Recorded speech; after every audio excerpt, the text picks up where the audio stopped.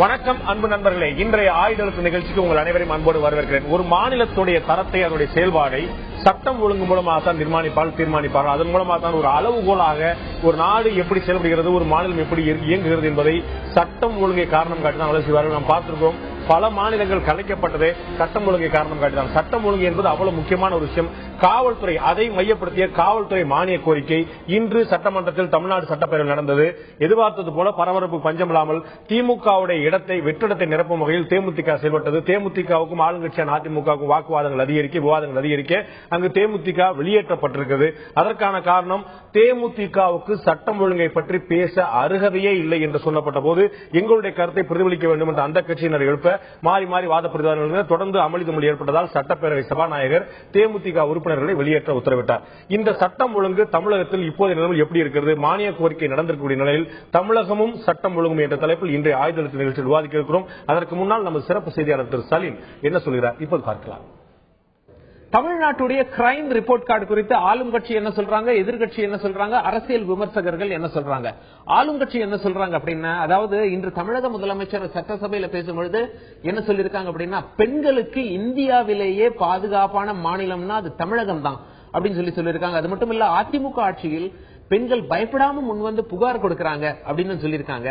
மூன்றாவது, ஒரு உறுப்பினர் ஒருவர் என்ன பண்ணாரு அப்படின்னா கேள்வி எழுப்பினாரு. 2012ஆம் ஆண்டுல 12,000க்கும் மேற்பட்ட போராட்டங்கள், ஆர்ப்பாட்டங்கள் தமிழகத்தில் நடந்திருக்கு அப்படின்னு சொல்லி கேட்கும்பொழுது தமிழக முதலமைச்சர் என்ன சொன்னாங்கன்னா, ஒரு மாநிலத்துல போராட்டங்கள், ஆர்ப்பாட்டங்கள் அதிகமா நடக்குது அப்படின்னா அந்த மாநிலத்துல ஜனநாயக முறைப்படி ஆட்சி நடக்குதுன்னு அர்த்தம். அது மட்டும் இல்ல, மக்கள் இயக்கங்கள், அமைப்புகள் இதெல்லாம் ஜனநாயக முறைப்படி போராட்டம் வழங்க ஆக்சுவலா பர்மிஷன் கொடுக்கறாங்கன்னு அர்த்தம். அந்த மாநிலம் எந்த போராட்டம் பண்ணனாலும் ஆக்சுவலா போலீஸ் பர்மிஷன் வாங்கி தான் போராட்டம் பண்ண முடியும். அந்த வகையில மேற்கு வங்கம், மத்திய பிரதேசம் இங்கெல்லாம் அதிகம் பர்மிஷனே கொடுக்கறது கிடையாது. தமிழகத்துல அமைதியா போராட்டங்கள், ஆர்ப்பாட்டங்கள் பண்ண இங்க பர்மிஷன் கொடுக்கறோம்.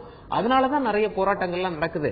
போராட்டம் அதிகமா நடக்கிறது, அதாவது இது வந்து குற்றம் அதிகமா இருக்கு அப்படின்னு சொல்லி எடுத்துக்க கூடாது. இங்க ஜனநாயக முறைப்படி ஆட்சி நடக்குது அப்படின்னு சொல்லி எடுத்துக்கணும் அப்படின்னு சொல்லி இதுக்கு வந்து பதில் கொடுத்திருக்காங்க. அது மட்டும் இல்ல, கொலைகள்லயே கொடூர கொலை வந்து ஆதாய கொலை தான். அதாவது பணம் நகைக்காக கொலை பண்ணிட்டு அதெல்லாம் எடுத்துட்டு போயிடுவாங்க, பணம் நகை எல்லாம்.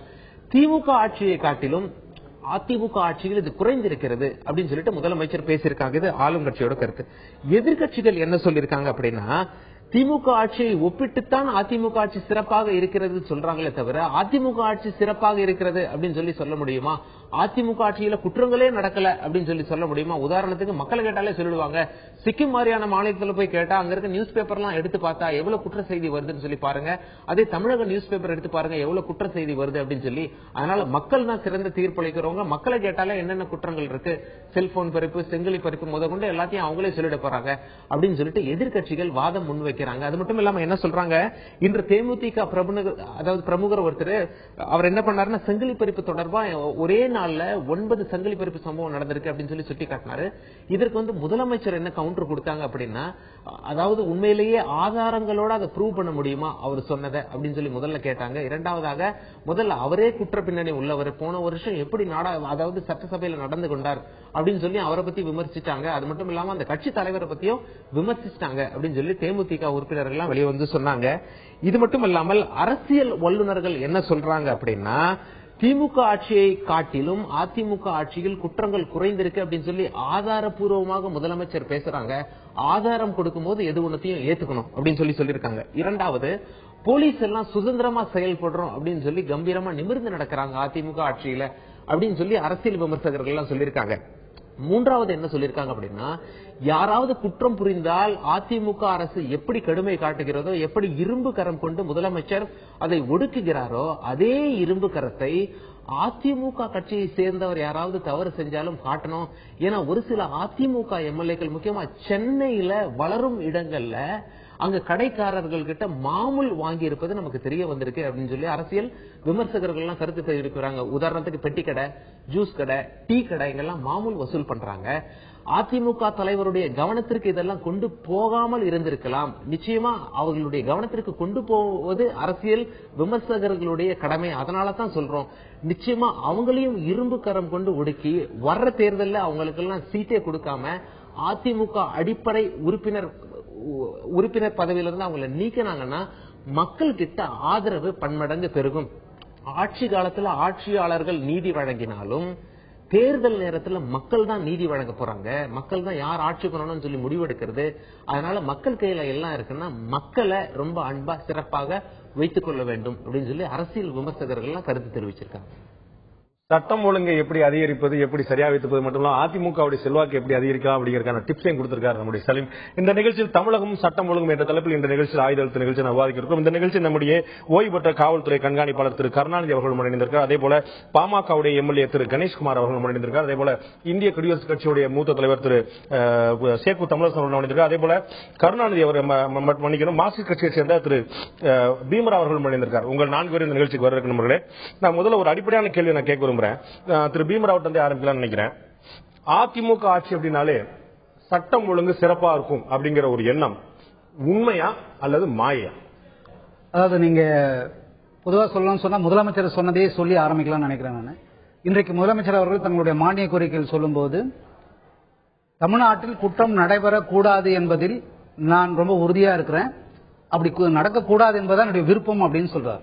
ரைட், அது அந்த முதலமைச்சரோட அந்த வாக்கை நம்ம வந்து வரவேற்கலாம், பாராட்டலாம். ஆனால் அதே நேரத்தில் குற்றங்கள் பெருகி இருக்கிறது என்பதற்கான ஆதாரம் என்பது இன்றைய மானிய கோரிக்கையில் அவர் கொடுக்கப்பட்ட அறிக்கையிலேயே இருக்கிறது. உதாரணத்துக்கு சொல்லணும் அப்படின்னு சொன்னா கொலை முயற்சி அட்டெம்ப்ட் டு மர்டர் 3007, அதாவது கடந்த இதுல வந்து 2954 2012. அதே போல அடிதடி வழக்குகள் 22,100 2012, தற்போது 20,984. அதே போல வந்து கண்ணக்களவு என்பது 4,457 2012, தற்பொழுது 5,125. உங்களுடைய கையில புள்ளிவரங்கள் இருக்கிறத பார்த்தேன். தமிழக முதலமைச்சர் வந்து சொன்னாங்க, அது போல மாற்று கட்சிகளும் தெரிவிச்சாங்க. எண்ணிக்கை அடிப்படையில் தமிழகத்தில் சட்டம் ஒழுங்கு நிறைவாக இல்லை அப்படிங்கறது உங்களுடைய பார்வை இல்ல, நிறைவாக இல்லை அப்படின்னு சொல்றது அதுதான். ஏன்னு சொன்னா எண்ணிக்கை குறைவது என்பது அல்லது. உதாரணத்துக்கு இன்னைக்கு ஒரு செய்தியை நீங்க பாத்தீங்கன்னு சொன்னா மாலை முரசு நினைக்கிறேன் பத்திரிகை இது கூட சொல்லலாம், ரூம் போட்டு திருடுறாங்க. அதாவது வெளி மாநிலங்களில் வந்து இங்க வந்து கொள்ளையடிப்பதற்கு வெள்ளி சனி ஞாயிறு வழிப்பறி என்பது நடைபெறுது. அப்படின்னா என்ன அர்த்தம் அப்படின்னு சொன்னா ரொம்ப வெல் பிளான்ட் அது. அப்ப என்ன பண்ணா இன்டர்ஸ்டேட்ல இருந்து வரக்கூடிய ஒரு ரிலேஷன்ஷிப் இருக்கு இல்லையா, அந்த ரிலேஷன்ஷிப்பை குற்றங்களை தடுப்பதற்கான ஒரு சட்ட முன்வரை உட்பட நமக்கு தேவைப்படுகிறது. இந்த காலகட்டத்தில் நாம் ஒரு ஆட்சி குற்றம் சொல்வது நோக்கம் அல்ல, குற்றங்களை குறைப்பது, தடுப்பது, பொதுமக்கள் நிம்மதியாக தங்களுடைய வாழ்க்கையை நடத்துவது அப்படின்னு சொல்லி. கலவரங்களே 2300 கலவரங்கள் நடந்திருப்பதாக அறிக்கைகள் வந்து சுட்டிக்காட்டுது. அப்படின்னா என்ன அர்த்தம்? போலீஸ் வந்து குறை சொல்வது, போலீஸ் மீது நிர்வாகத்தின் மீது குறை சொல்வது என்பது முதலமைச்சர் மீதோ அல்லது அதிமுகவின் அரசின் மீதோ குறை சொல்வது போல் எடுத்துக்கொண்டால் அது குற்றங்கள் பெருகுவதற்கு வழிவகுக்கும். உங்களுடைய ஒரு வாசகமே கூட இந்த காவல்துறையை தமிழக முதலமைச்சர் வந்து எவ்வளவு க்ளோஸ் டு ஹர் ஹார்ட் அப்படிங்கிற மாதிரி வச்சிருக்காங்க, அவங்க வந்து எவ்வளவு நெருக்கமா வச்சிருக்காங்க அப்படிங்கிற நம்ம பாக்குறோம். அது புரியுது. நான் திரு கணேஷ்குமார் கேட்க அதே கேள்விதான். தமிழகத்துல அதிமுக ஆட்சிக்கு வந்தால் சட்டம் ஒழுங்கு சிறப்பா இருக்கும், அதிகாரிகளுக்கு வந்து அதிக சுதந்திரம் கிடைக்கும் அப்படிங்கிறது ஒரு வழக்கமான எண்ணமாவே இருக்குது. அவங்களும் கூட சொல்லியிருக்காங்க, என்னுடைய ஆட்சியில் வந்து அதிமுக வந்து தமிழக அரசு வந்து அமைதி பூங்காவா இருக்கும் சொல்லியிருக்காங்க. உங்களுடைய பார்வையில அந்த எண்ணம் உண்மையா மாயா? அது ஒரு மாயை உருவாக்கக்கூடிய ஒரு எண்ணமாக தான் இருந்துகிட்டு வருது. பாத்தீங்கன்னா 2001 2006 காலத்துல இதே அதிமுக ஆட்சி காலத்துல பாத்தீங்கன்னா இது போன்ற சம்பவங்கள் குற்ற செயல்கள் எல்லாம் வேகமா குறைஞ்சிக்கிட்டு வந்ததுன்ற மாதிரி ஒரு இமேஜை கிரியேட் பண்ணாங்க. அப்படி இமேஜை கிரியேட் பண்ணதன் விளைவு கூட இவங்க சொல்ற மாதிரி இப்ப இருக்கக்கூடிய சட்டம் ஒழுங்கு சிறப்பாக இப்ப பதிலுரையில சொல்லியிருக்காங்க, சட்டம் ஒழுங்கு சிறப்பாக செயல்படுத்தப்படுறதன் வெற்றி தான் வந்து எங்களுக்கு வந்து இப்போ மக்கள் அளித்திருக்கிறார்கள் சொல்றாங்க. அப்படி 2001 2006 நல்லாவே இருந்துச்சு அந்த பேர். அதிமுக ஆட்சி காலத்துல சட்டம் ஒழுங்கு சிறப்பாக செயல்படுது. ஆனா அப்ப நடைபெற்ற நாடாளுமன்ற தேர்தலையும் சரி அடுத்து வந்த சட்டமன்ற தேர்தலையும் அவங்க தோல்வியை தான் தழுவினாங்க. அது மக்கள் அளித்த தீர்ப்பா அது மாயையா எப்படி என்பது குறித்து இதான் போனோம். ஆனா இன்னைக்கு சூழ்நிலையில பொறுத்தவரை தேர்தல் வெற்றிக்கும் வந்து சட்டம் நான் சம்பந்தப்படுத்தல, முதலமைச்சர் அவர்கள் பதிலுரையில சம்பந்தப்படுத்தி சொல்லி இருக்கிறாங்க. அந்த பதிலுரையை ஒரு எடுத்துக்காட்டாக உங்களுக்கு சொல்றேன். அப்படி பார்க்கும்போது ஒரு மாயையை தான் இப்பொழுதும் உருவாக்கி கொண்டிருக்கிறார்கள். குற்றச்செயல்கள் அதிகரித்து வருவது என்பது உண்மை. அதுல வந்து எந்தவித மாற்று கருத்தும் யாரும் இருக்க முடியாது. அதுக்கு வந்து என்னென்ன காரணங்களை சொல்லி நியாயப்படுத்த முடியுமோ அதுதான் ஆட்சியாளர்கள் செய்வார்கள். அந்த வேலையை தான் முதலமைச்சரும் இப்போ செய்திருக்காரு. தமிழரசன், உங்கள்ட்ட நான் கேட்க விரும்புறேன். அதாவது ஒரு 2 விதமான பார்வையை நாம் பார்த்தோம். இந்த இடத்துல அதிமுக வந்து சட்டம் ஒழுங்கு இதர மாநிலங்கள் எல்லாம் ஒப்பிடும் வகையில், கடந்த திமுக ஆட்சியெல்லாம் ஒப்பிடும் வகையில் பல சிறப்பாக செயல்பட்டு கொண்டு சொல்றதுக்கு என்ன காரணம் இருக்க முடியும்? எண்ணிக்கை அடிப்பில் அதிகமா இருக்குங்கிறது திரு பீமரா பட்டியலிடுறார். அது வந்து தேர்தல் முடிவுகளுக்கும் இதற்கு சம்பந்தம் இல்லைன்னு திரு கணேஷ்குமார் சொல்றார். எந்த அடிப்படையில இப்ப சட்டம் ஒழுங்கு சிறப்பா இருக்கும் நீங்க சொல்றீங்க? முதல்ல சட்டம் ஒழுங்கு அப்படிங்கிறது அதனுடைய மைய பொருள் என்ன, அதனுடைய நிர்வாக ரீதியான அதனுடைய பொருள் என்ன, இதையே நம்முடைய சட்டமன்ற உறுப்பினர்கள் முழுமையா தெரிஞ்சுக்கிட்டு பேசுறாங்களாங்கிறது எனக்கு சந்தேகம். பிட் பாக்கெட்டு, ஒரு ஜேப்படி, ஏதோ ஒரு இடத்துல ஒரு திருடு, இதெல்லாம் ஒரு சட்டம் ஒழுங்கு அப்படிங்கிறது அந்த குற்றங்கள் இதிகாச காலத்திலிருந்து இன்றைய வரையில உலகத்துல எங்கெல்லாம் மனித சமூகம் இருக்கோ அங்கெல்லாம் இந்த குற்றம் நாள்தோறும் நிகழ்ந்து கொண்டிருக்கிற குற்றம். அதை நீங்க ஒரேடியா சட்டம் ஒழுங்குன்னா என்னன்னா, ஒரு சாதாரண ஒரு மிக கடையிலும் கடையனாய் இருக்கிற கடைக்கோடியில் இருக்கிற ஒருவனுக்கு இந்த ஆட்சியின் பேர்ல நம்பிக்கை இருக்கணும். இந்த ஆட்சி தன்னுடைய உயிருக்கு, உடைமைக்கு, வாழ்க்கைக்கு பாதுகாப்பு தரக்கூடிய நம்பிக்கை உள்ளதாக இருக்கணும்னு. அந்த நம்பிக்கை இருக்கா? தன்னால அமைதியா வாழ முடியும், தன்னுடைய உழைப்பால் வாழ முடியும் அப்படிங்கிற அந்த ஒரு நம்பிக்கைய, அந்த உணர்வை, அந்த சிந்தனைய அந்த கடையனுக்கு உருவாக்கணும். இல்ல அவங்க சொன்னது படிப்பறிவு இல்ல. நீங்க ஜேபிடி, இந்த கண்ணக்கோலு, இதெல்லாம் ஒரு சட்டம் ஒழுங்கு அப்படின்னு எடுத்துக்கிறதுங்கிறத சட்டம் ஒழுங்குன்றா என்ன அப்படிங்கறத நம்ம புரிஞ்சுக்கல. நான் திரு கருணாநிதி முதல் கருத்து கேட்டு நான் உங்கள்ட்ட வரேன். உங்கள்ட்ட எனக்கு 2 கேள்விகள் இருக்கு. சட்டம் ஒழுங்குன்னா என்னன்னு இனிமே தெரிஞ்சுக்கிற அளவு தான் நாடு இருக்கா அப்படிங்கிறது ஒரு பார்வை. கட்சி அலுவலகங்களாக இல்லை, கட்ட பஞ்சாயத்து அலுவலகங்களாக இல்லை. இல்ல அதுக்கான கேள்வி இருக்கு. திரு கருணாநிதி கேட்க விரும்புறேன். போலீஸ் ஆபீசர், நீங்க ஒரு காவல்துறை அதிகாரியா நீங்க பல ஆட்சி காலங்கள்ல இருந்திருப்பீங்க. நீங்க கீழ இருந்து உங்களுக்கு உயர் பதவியை உடனீங்க. நீங்க லா அண்ட் ஆர்டர்ல ஒரு இன்வெஸ்டிகேட்டிங் ஆபீசரா இருந்ததுல ஒரு சூப்பர்வைசிங் ஆபீசர் வரைக்கும் நீங்க எல்லாம் பாத்துருக்கீங்க. இந்த தமிழக முதலமைச்சர் ஜெயலலிதாவுடைய ஆட்சி காலத்துல அவங்க முதலமைச்சரா இருக்கும் போது இந்த ஃப்ரீடம் அப்படிங்கிறது, காவல்துறைக்கான ஃப்ரீடம்ங்கிறது உண்மையிலேயே இருக்குதா? திமுக ஆட்சியில திரு சேகு தமிழன் குற்றம் சாட்டியது போல காவல்துறை காவல் நிலையங்கள் ஒரு கட்சி அலுவலகம் போல இருந்துச்சு தமிழன் குற்றம் சாட்டார். அது மாதிரி தான் இருந்ததா ஒரு ஆபீசரா உங்களுடைய எக்ஸ்பீரியன்ஸ்? பொதுவாகவே நான் சொல்றேன், நீங்களே ஆரம்பத்திலேயே சொன்னீங்க, ஒரு ஆட்சியை கவிழ்க்க வேண்டும் என்றால் மத்திய அரசு இருக்கிற ஒரு மெயினான ரீசன் சட்டம் ஒழுங்கு. அப்படிங்கும் போது முதலமைச்சர் அந்த பொறுப்பை தாங்க வச்சுக்கிறாங்க. எந்த முதலமைச்சர் இருந்தாலும் பொறுப்பை வச்சுக்கிறாங்க. அவர்கள் தன்னுடைய ஆட்சி காலத்தில் சட்டம் ஒழுங்கு கட்டுவிட வேண்டும், நம்ம மத்திய அரசு நம்ம மேல கை வைக்கணும்னு யாரும் விரும்ப மாட்டாங்க. அதனால அரசு எந்த காலத்தில் எந்த முதல்வரும் பொதுவாக நான் சொல்கிறேன், எந்த முதல்வருமே சட்டம் ஒழுங்கு கட்டுவிட வேண்டும் அதை கவனம் செலுத்துவாங்க, அனுமதிக்க மாட்டாங்க. ஆனால் இந்த நம்ம பிரசன்ட் கவர்மெண்ட்டை பொறுத்த வரைக்கும் என்ன கேட்டீங்கன்னா, இவங்க கொஞ்சம் கடினமான நடவடிக்கைகள் எடுக்கிறதுனால யாராவது அரசியல் தலையிடுறாங்க, அவர்களை பற்றி புகார் வருதுன்னு சொன்னா நடவடிக்கை எடுக்கிறாங்க. நம்ம பாக்குறோம், கண்கூட பாக்குறோம். அவங்கள நல்ல உயர்ந்த பதவியில இருந்த கூட அடுத்த நாள் எந்த கட்சி பொறுப்பு கூட எல்லாமே எடுத்துறாங்க. அப்படிங்கும் போது கீழ்மட்டத்துல தலைமை மீது ஒரு பயம் இருக்கிறது அவங்களுக்கு. நம்ம ஏதாவது தவறு செய்தா நிச்சயமாக நமக்கு நடவடிக்கை எடுப்பாங்கிறதுனால முதலமைச்சர் பொறுப்பில் இருக்கிற காவல்துறையில தலையிடுவதற்கு யாரும் ஒன்னும் இது பண்ண மாட்டாங்க. இப்ப ஆளுங்கட்சியினரை பொறுத்த அளவுக்கு தலையீடு இல்லைன்னு நீங்க சொல்றீங்க. ஆளுங்கட்சியை பொறுத்து ஆளுங்கட்சி தலையிட வேற யார் தலையிட போறா? எதிர்கட்சிக்காரங்க தலையீடு எப்படி இருக்குன்னு கேட்டீங்கன்னா, எதையாவது ஒன்றை சொல்லி சும்மா சின்ன சின்ன அதாவது ரூம் போட்டு யோசிப்பாங்க போல. காலையில வந்தவுடனே இன்னைக்கு என்ன பண்ணலாம், நம்மளுடைய எக்ஸிஸ்டன்ஸை ப்ரூவ் பண்ணணும், நம்ம கட்சிக்காரங்க தூங்கிட்டு இருக்கவங்க எல்லாம் எழுப்பி ரோட்டு கொண்டாடணும், அதுக்காக வேண்டி எதையாவது ஒன்றை தேடி பிடிச்சு ரோட்டுக்கு வந்துட வேண்டியது. அப்படிங்கும் போது இன்னைக்கு 2 பேர் விவாதத்தில் இருக்கதா நான் புரிஞ்சுக்கிறேன். கட்சிக்காக பேசல, எந்த ஆட்சி நான் சொல்றது எந்த கட்சிக்காக நான் பேசல. எந்த கட்சி ஆட்சியில் இருந்தாலும் எதிர்கட்சிகள் என்ன செய்யறாங்க, எதிர்கட்சி சிறப்பாக செயல்பட்டாதான் நல்லது, அது ஜனநாயகத்துக்கு சிறந்தது. ஆனா எதிர்கட்சியினுடைய அந்த சட்ட ஒழுங்கு ஏஜென்சியை முடக்கிற மாதிரி இருக்கு. எதுக்கு எடுத்தாலும் ஒண்ணுமில்லாத விஷயத்துக்கு ரோட்டுக்கு வந்து என்ன ஆகுதுன்னா, போலீஸ்காரங்க ரொட்டீன் போலீசிங் ஒர்க் செய்ய முடியல, சாதாரண சிட்டிசன்ஸ் கிடைக்க வேண்டிய போலீசிங் கிடைக்காம ரோட்டுக்கு நிக்க வேண்டியதா இருக்கு. அதனால வேலைகள் கெட்டு போகுது. இன்னொரு விஷயம் என்னன்னா, சாதாரண இப்ப ஒன்னும் கெட்டு போயிடல, சின்ன சாதாரண நடக்கிற நிகழ்வுகளை கூட பெரிதுபடுத்திக்கொள்ள ஊடகங்கள் அதிகமாயிடுச்சு, ஜனத்தொகை அதிகமாயிருக்குது, நிறைய டெக்னிக்கல் வசதிகள் நிறைய வந்துருச்சு. டெக்னிக்கல் வசதிகள் எல்லாம் நல்லவர்கள் கைக்கு மட்டும் போய் சேரல, குற்றவாளிகள் கைக்கும் போய் சேருது. அப்படிங்கும்போது குற்றங்கள் அதிகமாயிட்டு தான் இருக்கும். அது ரொட்டீனை தவிர அதுக்கு ஆளுங்கட்சி தான் காரணம் அப்படின்னு சொல்லலாம் முடியாது. குற்றங்களுடைய எண்ணிக்கை அதிகரிப்பது இயல்புதான் அப்படிங்கிற சொல்லிடுறேன். இன்னைக்கு தேமுதிக ஒரு குற்றச்சாட்டை வைத்தது, சபையிலிருந்து வெளிநடப்பு செய்த பிறகு ஒரு குற்றச்சாட்டை வைத்து வெளியேற்றப்பட்ட பிறகு ஒரு குற்றச்சாட்டை சொன்னது, கூட்டணியில இருந்த வரைக்கும் எங்களுடைய கட்சியினரும் எங்களுடைய கட்சி உறுப்பினர்களும் என் கட்சி தலைவரும் எல்லாருமே நல்லவர்களாக இருந்தால் கூட்டணியிலிருந்து வெளியேற்றப்பட்ட பிறகு இது அரசியல் நோக்கத்தோடு போடப்பட்ட வழக்குகள் தான். அதைத்தான் தமிழக முதலமைச்சர் சொன்னார். நாங்கள் பதில் சொல்றதுக்கான வாய்ப்பு கிடைப்பது இல்லை சொன்னாங்க. ஒருவேளை அரசியல் நோக்கத்துக்காக தான் இது போன்ற குற்றப்பதிவுகள் நடக்கின்றனவா? அரசியல்வாதிகளுடைய பங்களிப்பு இந்த சட்டம் ஒழுங்கை கெடுப்பதில் எந்த அளவு இருக்கிறது? சேக்கு தமிழரசன் கேட்க விரும்புறேன். தமிழக முதலமைச்சர் ஒரு பாயிண்ட் சொன்னாங்க இன்னைக்கு விவாதம் பண்ணும்போது, தேமுதிக உறுப்பினர்கள் வந்து சட்டம் ஒழுங்கு பத்தி பேசுறாங்க. சட்டம் ஒழுங்கு பத்தி பேசுறதுன்னா ஒரு அருகதை வேண்டாமா? உங்க கட்சியில எத்தனை உறுப்பினர்கள், எத்தனை எம்எல்ஏக்கள், முன்னாள் எம்எல்ஏக்கள், மாவட்ட செயலாளர்கள், உங்களுடைய கட்சி தலைவர் உட்பட எத்தனை பேர் மேல் வழக்கு பதிவு இருக்கான்னு சொல்றாங்க. ஒருத்தர் மீது வழக்கு இருக்கு இல்லங்கிறத தாண்டி சட்டம் ஒழுங்கு சரியா இருக்கா இல்லையான்னு சொல்ற எதிர்கட்சிகளுக்கு எல்லாருக்கும் உரிமை இருக்கும் போது அருகதை எங்கிருந்து வந்தது?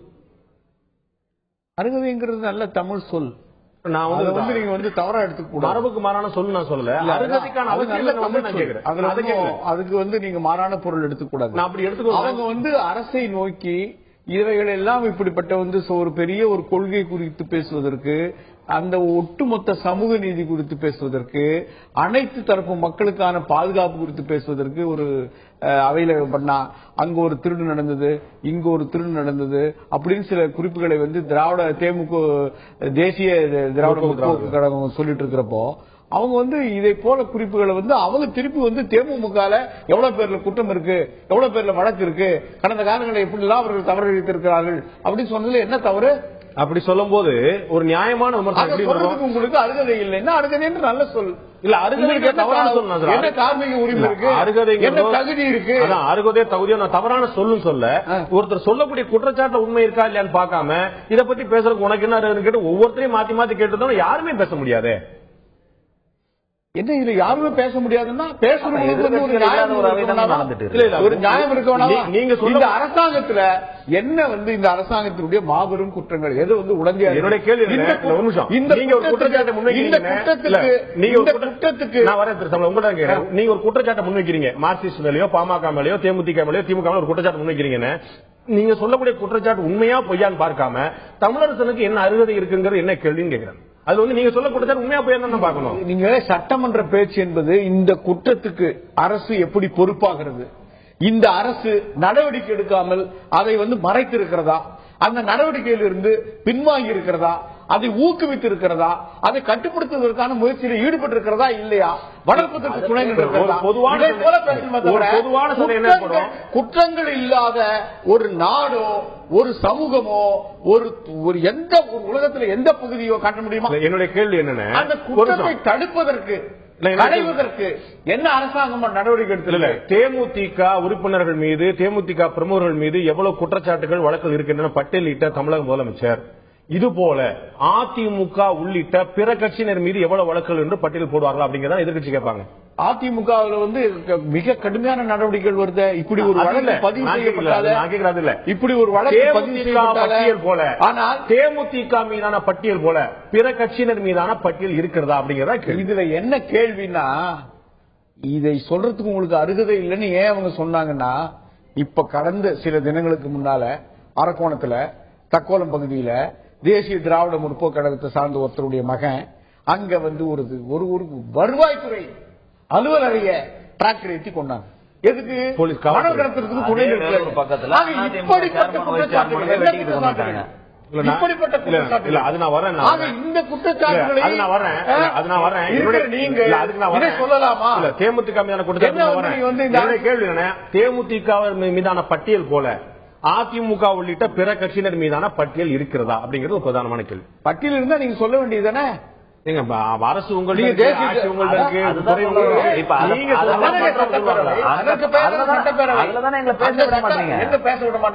பேசக்கூடாது என்பதற்கு ஆரம்பத்திலே ஏதாவது ஒரு குற்றத்தை சொல்லி வெளியேற்றுவதற்கான வேலைகளை செஞ்சுட்டு இந்த பக்கம் ஒரு சட்டமன்றம் 1 மணி நேரம் முதலமைச்சருக்கும் தேசிய திராவிட முற்போக்கு தேமுதிகவுக்கும் என்ன விவாதம் நடந்தது? அதுதான் விவாதம் என்ன நடந்தது? 1 மணி நேரம் அந்த அது எங்க போச்சு? மொத்தம் 3 மணி நேரத்துல 1 மணி நேரம் முதலமைச்சரும் பதில் சொல்றாங்க, அந்த சட்டமன்ற உறுப்பினர் பேசுறாங்க. என்ன வாய்ப்பு? அவையில ஒரு சட்டமன்ற உறுப்பினர் இந்த மாணிக்க உரிக்கன் மீது என்னென்ன விவாதத்தை எடுத்து வைக்கிறார்கள் என்பதை முழுசா கேட்கணும்.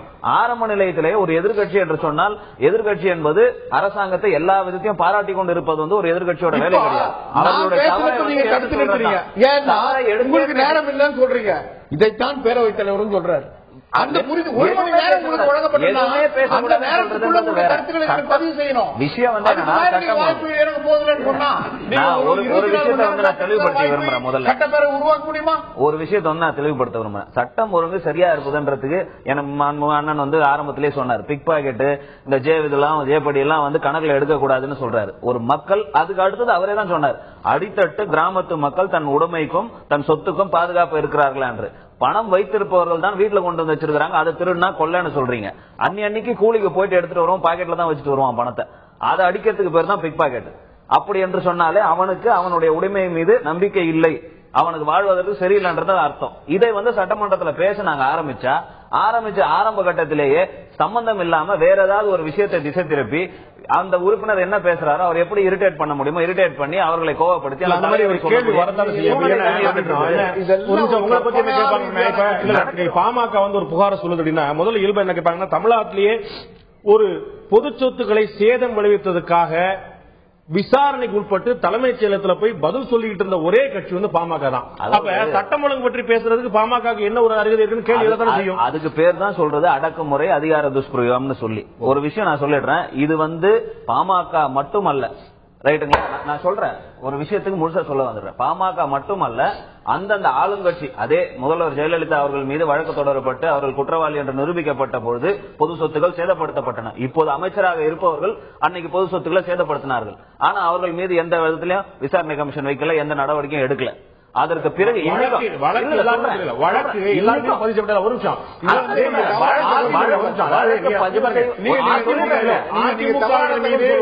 அதிமுக வழக்கு பதிவு செய்து மரண தண்டனை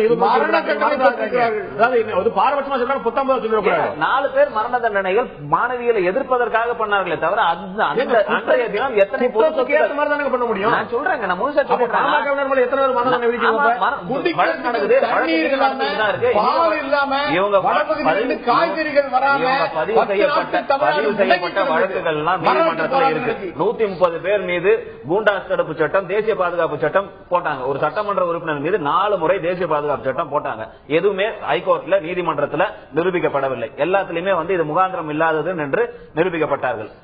இங்க ஹைகோர்ட் விடுதலை செய்ததை சுப்ரீம் கோர்ட்டுக்கு அப்பீலுக்கு கொண்டு போனாங்க. காடுவெட்டி குரு சட்டமன்ற உறுப்பினர் மீது இந்த இது வந்து முறையானது என்று சுப்ரீம் கோர்ட் அதை அட்மிட்டே பண்ணல. சுப்ரீம் கோர்ட் அட்மிட் பண்ணாம தள்ளுபடி செய்து அனுப்புது. இதுதான் சொல்றது அடக்குமுறை, பழிவாங்கும் நடவடிக்கைன்னு திரும்ப திரும்ப சொல்றோம். ஒரு விசாரணை கமிஷன் வச்சுட்டாங்கன்னா விசாரணை கமிஷன் வைக்கட்டும். இந்த சம்பவங்கள் எல்லா இடத்துலயும் பதிவு செய்யப்பட்ட அதுல வந்து அவங்க நிரூபணம் ஆகலாம், விடுதலை ஆகலாம். நிரூபணம் அல்ல, ஒரு நிமிஷம், நிரூபணம் ஆச்சுனால நீங்க பூரா வந்து குற்ற பரம்பரை சேதம் சொல்ல முடியுமா? ஒரு வழக்கு ஒருத்தர் நிரூபணம் ஆகும். நீங்க கேட்டதுக்கு அதுதான் நான் பதில் சொல்ல வரேன். முழுமையான வழக்கு வந்து விடுதலை செய்யப்பட்டதுனாலே உடனே நீங்க கேட்ட கேள்விக்கு நான் பதில் சொல்ல வரேன். பாமக மீது உங்களுக்கு விசாரணை கமிஷன் இன்னைக்கு நடந்துகிட்டு இருக்குதுன்னு சொல்றீங்க. விசாரணை கமிஷன் நீங்க வச்சிருக்கீங்க, நாங்க அது சட்ட ரீதியா சந்திச்சுட்டு இருக்கிறோம். அதனால பாட்டாளி மக்கள் கட்சி பொது சொத்துக்களுக்கு சேதம் விளைவித்ததுன்ற அடையாளம் கிடையாது. அதுல என்னென்ன விஷயங்கள் நடந்திருக்குது என்பது கோர்ட்ல விசாரணையில இருக்கு. விசாரணையில நாங்க நிரூபிக்க போறோம். நிரூபிச்ச உடனே யார் நிரபராதி என்பது தெரிந்துவிடும். அது மட்டும் இல்லாம இது பாமக மட்டுமல்ல, இன்னைக்கும் தமிழ்நாட்டில் பல்வேறு இடங்கள்ல இந்த சம்பவங்கள் நடந்துட்டு இருக்குது. வேற எந்த கட்சிக்கும் வேற எந்த அரசியல் இதுக்கும் செய்யாத ஒரு நடவடிக்கை பாட்டாளி மக்கள் கட்சி மீது இந்திய வரலாற்றிலே இல்லாத அளவிற்கு ஒரே கட்சியை சார்ந்த 130 பேர் மேல கூண்டா சட்டத்தை ஏவி அடக்குமுறை செய்ததின் அடிப்படை நிறுவனர் தான் தவறாத்தை செய்திருப்பாங்க அப்படின்னா உங்களுக்கு தெரியும். நிச்சயமா ஒரு கட்சிக்கும் இன்னும் உங்களுடைய கட்சிக்கும் இன்னொரு கட்சிக்கு மட்டும்தான் தமிழக மக்கள் மத்தியிலேயே வன்முறையில் அதிகமா ஈடுபடுவாங்க எண்ணம் ரொம்ப வலுவா பதிஞ்சிருக்கு. அதை நீங்க மறுக்க முடியுமா? கிடையாது. நீங்க அரச விடுங்க, திமுக பழி வாங்குது, அதிமுக பழி வாங்க, மக்கள் மனசுல அப்படி என்ன இருக்குன்னு மறுப்பீங்களா? திரும்ப திரும்ப அதுதான் சொல்றேன். அது வந்து ஊடகங்கள் வெளியிட்டு இருக்கக்கூடிய ஒரு மாயை. ஆரம்பத்திலே சொன்னது எங்க நிறுவனரும் அதான் சொல்லிட்டு இருக்காரு. மக்களுக்காக போராடக்கூடிய ஒரு தலைவர் யாருன்னு சொன்னா எங்க ஐயா தான். இன்னைக்கு தமிழ்நாட்டிலே ஒரு விஷயம் சொல்லிட்டு இன்னைக்கு மக்கள் பிரச்சனைக்கு முதல்ல எடுத்து வைக்கக்கூடிய இடத்துல வந்து இன்னைக்கு கூட தமிழக முதல்வர் ஒரு விஷயம் சொன்னார். அதுல 130 பேர் வந்து பாமகவினர் மேல வந்து கூண்டாஸ் ஆக்ட் வந்து குண்டர் தடுப்பு சட்டம் போடப்பட்டு எல்லாருமே விடுவிக்கப்பட்டாங்க அப்படிங்கிறது நம்ம வந்து இயல்பா ஒன்று பாக்குறோம். உயர்நீதிமன்றம் கூட பலமுறை சுட்டிக்காட்டு தமிழகத்தில் வந்து உடனடியாக உணவு கடத்தல் பிரிவோ அல்லது மணல் கடத்தல் பிரிவோ எந்த போலீஸா உடனடியா ஒரு ரிப்போர்ட் அனுப்புறாங்க. வந்து இந்த வாரத்தில் இவ்வளவு பேர் குண்டாஸ்ல போட்டு இந்த வாரத்தில் இவ்வளவு குண்டாஸ் பாக்குறதுக்கு ரொம்ப நல்லா இருக்கு. பரவாயில்ல, இவ்வளவு பேர் மேல குண்டர் தடுப்பு சட்டம் போடுறாங்களா? அப்ப வந்து சட்டம் ரொம்ப இரும்பு கருத்தோடு இருக்கு. ஆனா பூரா கொத்து கொத்தா விடுதலை ஆயிட்டு வந்துறாங்க. அப்ப தவறான நபர்கள் மீது இந்த குண்டர் தடுப்பு சட்டம் போடப்படுகிறதா அல்லது குண்டர் தடுப்பு சட்டம் போடப்படும் போது மைண்ட் அப்ளை பண்ணாம கவனக்குறையா போடுறாங்களா? இல்ல அதெல்லாம் கிடையாது. குண்டர் தடுப்பு சட்டங்கிறது என்னன்னா ட்ரையல் கிடையாது. It is not a trial. Just இவங்க கொடுக்குற அபிடவிட் ஃபைல் பண்றத அவர்கள் மீது உள்ள ஆவணங்களை பார்வையிட்டு முடிவு பண்றாங்க. இவர் தொடர்ந்து குற்றங்களை செய்து கொண்டிருக்கிறார், இவர் இந்த உள்ளே தடுப்பு காவல் வைத்தால் ஒழிய இவர் செய்கின்ற குற்றத்தை தடுத்து நிறுத்த முடியாது அப்படிங்கிற ஒரு வாசகத்தை தான் நம்ம அதுல வைக்கிறோம். அதுக்கு ஆதாரமாக டாக்குமெண்ட்ஸ் எல்லாம் கொடுக்கிறோம். ஆனா இதற்கான விசாரணை அமைப்பு இது சரியில்லை, நீங்க போடும்போது சரியா போடலன்னு பல முறை உயர்நீதிமன்றம் you advice your police officers பல முறை கவர்மெண்ட் சொல்லி. அப்ப நீங்க என்ன மாதிரியான ஒரு கட்சிக்கு பிடிக்காதவங்களுக்கு எல்லாம் போட்டுறாங்கன்னு அவங்க குற்றச்சாட்டு கிடையாது. அதாவது அதுதான் முழுக்க சொல்றேன். அதாவது இந்த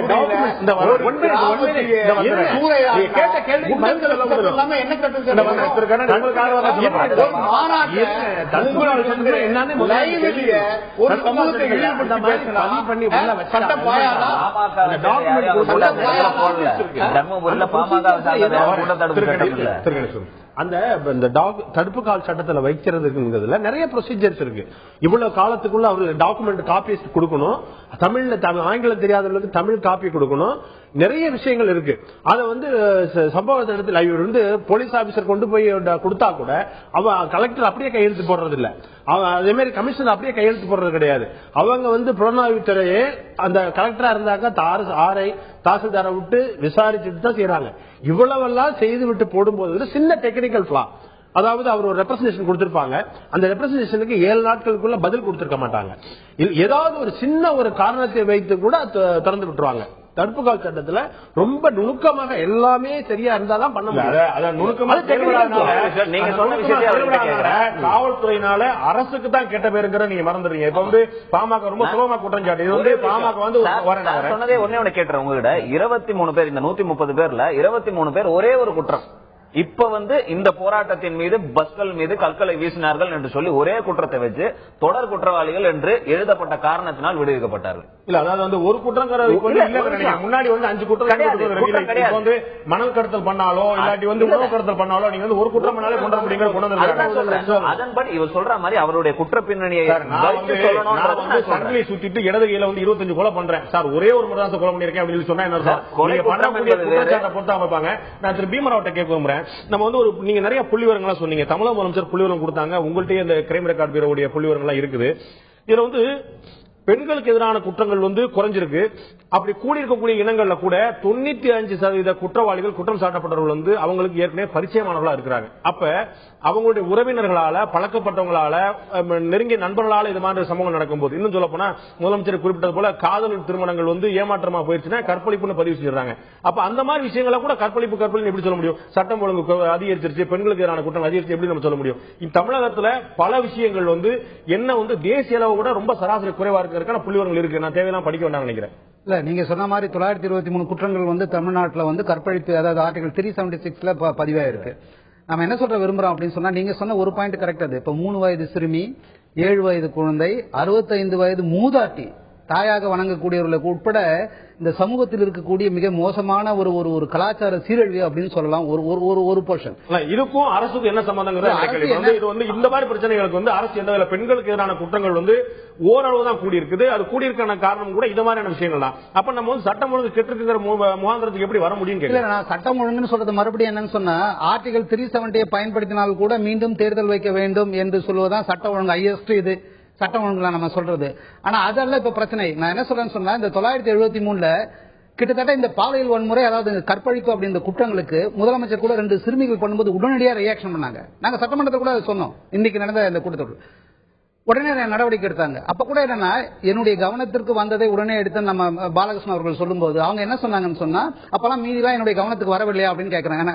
கொஸ்டின் என்னன்னு சொன்னா, ஒரு சின்ன விஷயம் மட்டும் நான் சொல்லணும்னு நினைக்கிறேன். டெல்லியில ஒரு சர்வே இந்து பேப்பர்ல வந்தது. 563 பாலியல், அதாவது இந்த கற்பழிப்புகளை ஜட்ஜு, கன்சர்ன் பர்சன், அட்வொகேட், இவங்க 3 பேரை உட்கார்ந்து அந்த ஸ்கூட்டினி அதாவது பேசி அந்த டிஸ்கஷன் பண்ணதுல 162 நீங்க சொல்ற மாதிரி தெரிந்தவர்கள், குழந்தைகள், மற்றது இவங்களால பாலியல் பலாத்காரம் என்பது நடைபெற்றிருக்கு. அவங்க சொன்ன மாதிரி லவ் பண்ணி ஏமாத்துறான், அப்படி இப்படி எல்லாம் நடக்குது. அது இந்த இதுல மீதி 401 குற்றங்கள், 563 401 குற்றங்கள் கற்பழிப்புகளாக நடந்திருக்கு அப்படின்னு சொல்லி இந்த கமிஷன் சொல்லுது. கமிஷன் மீன்ஸ் என்னன்னா இது வந்து தமிழக சராசரி அல்ல, தேசிய சராசரி. நம்ம பேசிட்டு இருக்கிறது தமிழக சட்டம் ஒழுங்கு பற்றி. அது மாதிரி இந்த 923 இந்த மாதிரி ஒரு டிஸ்கஷன் பண்ணியாச்சுன்னா இதுல இந்த சராசரியில எவ்வளவு நடந்திருக்குன்றது. எனவே இதுக்கெல்லாம் காரணம் வந்து ஏதோ சிஎம் கிட்ட அந்த துறை இருப்பதனால நீங்க சொல்ற புள்ளிவரங்களே உங்களுக்கு சொல்றேன். உங்களுக்கு களவு வந்து 2010 இருந்ததோட 2013 குறைஞ்சிருக்கு. 4 ஆண்டுகளுக்கு 2010 இருந்ததோட 13 குறைஞ்சிருக்கு. அப்ப வந்து 14,583 இப்ப 11,950 குறைஞ்சிருக்கு. 14% குறைஞ்சிருக்கு. இன்னும் சொல்ல போனா தேசிய சராசரி இது மாதிரி குற்றங்கள் உள்ள தேசிய சராசரி வந்து 36.78% இருக்கு. தமிழக சராசரி வந்து 27.16% தான் இருக்கு. அப்ப தேசிய சராசரியோட குறைவா தான் இருக்கு. நீங்க வந்து ஒரு குற்றத்தை ஒப்பிடும்போது எப்படி செய்யணும்? நம்ம என்ன சொல்லுவோம், பொதுவாக கடந்த ஆட்சியோட இந்த ஆட்சி எப்படி இருக்கு, போன வருஷத்தோட இந்த வருஷம் எப்படி இருக்கு பார்ப்போம். அதே மாதிரி இன்னொரு ஒப்பீடு பாத்தீங்கன்னா அகில இந்திய அளவுல எப்படி இருக்கு, தமிழகத்துல எப்படி இருக்கு. அப்ப அகில இந்திய அளவுல எப்படி ஒப்பிடும்போது தமிழகத்துல அளவு 2.5% தான் குற்றத்தோட பங்களிப்பு சொல்லும்போது எவ்வளவு கட்டுப்பாடு இருக்குன்னு பார்க்க வேண்டாமா? அந்த ஒப்பீடு நம்ம பார்க்க வேண்டாமா? இதுல வந்து நாம ஒரு சில யாராவது முரட்டுத்தனமாவோ அல்லது மற்றமாவோ அதை ஏதோ ஆர்குமெண்ட் பண்ணி அதில் வெற்றி பெறணும் என்ற நோக்கம் அல்ல. நான் ஆரம்பத்திலேயே சொன்னேன், நீங்க பல எண்ணங்களை புள்ளி விவரங்களை நீங்க படிச்சனால நான் சொல்றேன். மாற்று இன்னொரு புள்ளி விவரங்கள் இருக்கு. நீங்க ஒரு தரப்பு புள்ளி விவரங்கள் மட்டும் படிச்சுக்கீங்க. தமிழகத்துல 2000 கற்பழிப்பு கடந்த ஆண்டு நடந்திருக்குன்னு சொன்னீங்கன்னா எல்லாருக்கும் ஒரு அதிர்ச்சியா இருக்கும். அப்படியா அப்படின்னு. ஆனா தேசிய அளவுல ஒவ்வொரு மாநிலம் சராசரி 5000 கற்பழிப்பு நடக்கும் சொன்னா தான் தமிழ்நாட்டுல 2000 தான், மற்ற 5000 போது எவ்வளவு கட்டுப்பாடு இருக்குன்னு தெரியும். நீங்க வந்து புள்ளி விவரத்தோட இன்னொரு பக்கத்தையும் நீங்க பாக்கணும் இல்லையா? இல்ல புள்ளி விவரத்துல 2 விஷயமே இருக்கு. நான் அதையும் சொல்ல முடியும். என்னால நீங்க வேண்டாம்னு சொன்னதுனால அதை டிராப் பண்ணிட்டேன். நான் அவ்வளவுதான். 2 விஷயம் என்னால சொல்ல முடியும். ஆனா காரணம் என்ன நான் சொல்றதுன்னா, இந்தியாவில் நடக்கக்கூடிய ஏராளமான விஷயங்கள் இருக்குல்ல. உதாரணத்துக்கு சட்ட ஒழுங்குன்னு சொல்லும்போது நான் சொல்றேன், பெங்கால்ல 463 பேர் எங்க தோழர் கொல்லப்பட்டது மம்தா பானர்ஜி கட்சியால. அப்ப கூட நாங்க சட்ட ஒழுங்கு கெட்டு போச்சு கலைன்னு சொல்லல. ஒரு உதாரணத்துக்கு சொல்றேன், பெண்களை, அதாவது மார்க்சிஸ்ட் கட்சியோட பெண்களை கற்பழிங்கள் என்று யார் மம்தா பானர்ஜி சொல்றது ஒரு உதாரணத்துக்கு சொல்றேன். எனவே நான் வேற மாதிரி எம்பி சொன்னது ஒரு பொதுக்கூட்டத்திலேயே அந்த கட்சியோடது. நாம என்ன சொல்ல விரும்புறோம் அப்படின்னா, மேற்கு வங்கத்துல சாரி மன்னிக்கணும், கேரளால உங்களுடைய மணின்னு ஆரம்பிக்கும் நினைக்கிறேன், பேர் சரியா ஞாபகத்துல இல்ல, இடதுசாரி தோழர் வந்து அவர் தெளிவா சொன்னாரு, தலையை வெட்ட கூட தயங்க மாட்டோம்னு சொல்லி சொன்னாரு. அங்க நடந்த கொலைகள் எவ்வளவு இருந்திருக்கு எல்லாருக்குமே தெரியும். இதே மம்தா பானர்ஜி உங்களுடைய கட்சி ஆட்சி நடக்கும்போது அங்க எப்படி சொன்னாங்க, மாவோயிஸ்ட் தீவிரவாதம் முழுக்க கை வச்சிருக்காங்க சொன்னாங்க.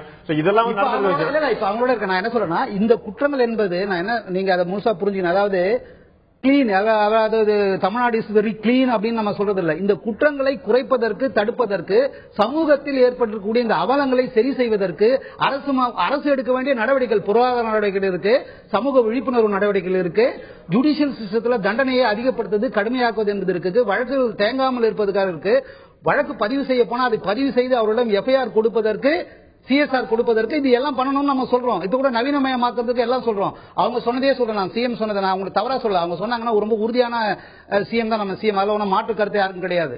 அவங்க சொல்லும் போது, நான் ஆட்சிக்கு வந்தால் ஆந்திராவிலிருந்து வட மாநிலங்களிலிருந்து வரக்கூடிய கொள்ளையர்கள் ஓடி போய் விடுவார்கள் சொன்னாங்க. ஏன் உறுதியா என்னால நடவடிக்கை எடுக்க முடியும்னு.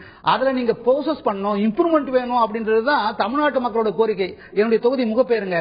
போன வாரம் என்னன்னா அந்த சீதக்காய் தெருல கொள்ளடிச்சிருக்கான் சயின்ஸ் நாச்சிங்க பட்ட பகல். காந்தியே சொன்னார் என்னன்னா, ஒரு பெண் முழுமையாக நகைகளை அணிந்து கொண்டு நடு வீதியிலே செல்லும் போது, எப்போ ராத்திரியில பாதுகாப்பு இருந்தா அது நல்லா நாடு. அவர் சொன்னார். ஒரு செகண்ட் ப்ளீஸ் பாண்டே சார், நான் முடிக்கிறேன். உங்களுக்கே தெரியும், இந்த கேள்வி கேட்கறதுக்கு முன்னாடியே திரு தமிழரசன் பதில் சொல்லிட்டாரு. அதாவது இந்தியாவில் ஏதாவது ஒரு மாநிலம் இப்படிப்பட்ட ஒரு செயின் ஸ்நாச்சிங் இல்லாத ஒரு மாநிலம் சொல்லுங்க, நம்ம எல்லாம் அந்த மாநிலத்துக்கு குடிபெயரும். இல்ல இதை நம்ம ரெகனைஸ் பண்ற மாநிலம் இல்ல அப்படின்னு நீங்க நினைக்கிறீங்களா? குற்றம் தான், குற்றம் தான். இது வந்து பாருங்க, அதாவது சில கொலைகளை வந்து தடுக்க முடியும். அரசுக்கு பொறுப்பு தமிழக முதலமைச்சர் ரொம்ப அழகா சொன்னாங்க. எப்படின்னா ஒரு ரைவல்ரி, ஒரு 2 கும்பல் சேர்ந்து பண்றாங்கன்னா அதை தடுக்கணும். இது போல சொந்தக்காரங்களுக்குள்ள கற்பழிப்புகள் இது மாதிரி விஷயங்கள் யாராலும் தடுக்க முடியாது. இதுல கொள்ளை நடந்தாலோ, கொலை நடந்தாலோ, கற்பழிப்பு நடந்தாலோ ரெக்கவரி இருக்கு பாத்தீங்களா, எவ்வளவு வழக்குகள் புலனாய்வு செய்யப்படுகின்றன. அதை பாருங்க. தமிழ்நாட்டில் வந்து எல்லா விஷயங்களுமே கற்பழிப்புல இருந்து கொள்ளையில இருந்து எல்லாத்துமே 60% மேல இந்த இன்வெஸ்டிகேஷன் ரேட்ல டாப்ல இருக்காங்க. அதெல்லாம் பார்க்க வேண்டாம். அது இம்ப்ரூவ் ஆயிருக்குன்றது நான் மறுக்கல. நான் அதான் சொல்ல வரேன். முதலமைச்சர் கூட அந்த குழந்தைகளுக்கு, அந்த குடும்பத்திற்கு 3 லட்சம் ரூபாய் கொடுத்தாங்க. அது கூட கொடுத்தாங்கன்னு சொல்றோம், அது பாராட்டுறது. ஆனா என்ன நீங்க சொல்ற மாதிரி இதுக்குதான் சமூக விழிப்புணர்வு ஒரு வார்த்தையை நான் பயன்படுத்தினேன். இதுல நாங்க இன்னைக்கு பேசும்போது இதை சொன்னதுக்கு மரியாதைக்குரிய சரத்குமார் என்ன சொல்லிட்டாருன்னா, அப்படிலாம் ஒண்ணுல தொலைக்காட்சி தொடர்லாம் ரொம்ப அற்புதமா இருக்கு அவர் சொன்னது. எனவே மார்க்சிஸ்ட் கட்சி உறுப்பினர் சொல்ல நீக்குங்க அப்படின்ற அளவுக்கு சொன்னார். அப்புறம் நாங்க எழுந்து குரல் கொடுத்தோம். அப்புறம் சிஎம் வந்து குறுக்கிட்டு அது இணையதளம் சேர்த்துக்கலாம்னு சொன்னாங்கன்னு வச்சுங்க. ஆனா இதுல விழிப்புணர்வு தொலைக்காட்சி தொடருக்கும் சினிமாவுக்கும் சமூகத்தில் விழிப்புணர்வு, பெண்கள் மீதான மரியாதையை, பாரதியார், பாரதிதாசன், பெரியாரை போற்றக்கூடிய இந்த சமூகம் ஒரு விஷயம் நான் சொல்லலாம் நினைக்கிறேன்.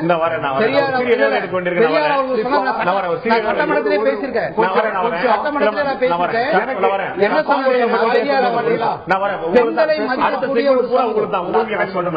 திரு சேகு தமிழரசன் கேட்க விரும்புறேன். இடைவெளிக்கு முன்னாடி உங்களுக்கு அதிகமான நேரம் கேட்டீங்கன்னா உங்களுக்கு அதிகமான நேரம் உங்களுக்கு தான் எடுத்துக்கும்படி கேட்டுக்கிறேன். இதுல வந்து நம்ம ஏற்கனவே இடைவெளிக்கு முன்னாடி சொன்னது போல ஒரு சட்டம் ஒழுங்குல சிறப்பா செயல்படணும்னா முதல் விஷயம் வந்து இந்த காவல் நிலைய மரணங்களை சொல்லுவாங்க. இரண்டாவது துப்பாக்கி சூடுகள் எப்படி நடக்குதுன்னு சொல்லுவாங்க. தமிழகத்தில் நமக்கு தெரியும் துப்பாக்கி சூடுல பரமக்குடியில 7 பேர் 2 ஆண்டுகளுக்கு முன்னாடி வந்து சுட்டுக் கொல்லப்பட்டதை நம்ம பார்த்தோம். சட்டம் ஒழுங்கு நிலைநாட்ட செய்யும் போது இது மாதிரியான இது மாதிரி பிரயோகங்கள் வந்து நம்ம செய்ய வேண்டியிருக்கும் அப்படிங்கிற புரிஞ்சுக்கிட்டாலும் கூட 7 பேர் ஒரு கூட்டத்தை கண்ட்ரோல் பண்ண முடியல அப்படின்னா இது வந்து ப்ரெடிக்ட் பண்ண முடியாத நிலைமை தான் பாக்குறதா. அதே மாதிரி குரு பூஜைகள் வந்து தமிழ்நாட்டில் எப்பயுமே ஒரு பதட்டமான விஷயமாவே இருந்துட்டு இருந்துச்சு.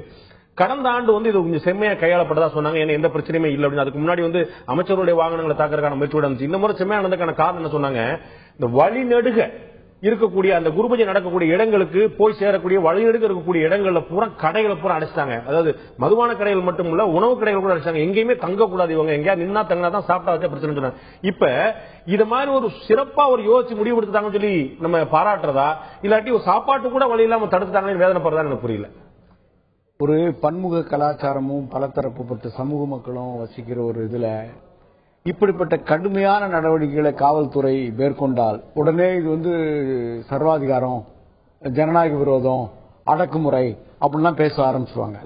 இதெல்லாம் இல்லை தடுக்கிறதுக்கான, அதாவது ஏற்கனவே இருந்த ஒரு நடைமுறையே, ஏற்கனவே இருந்த சில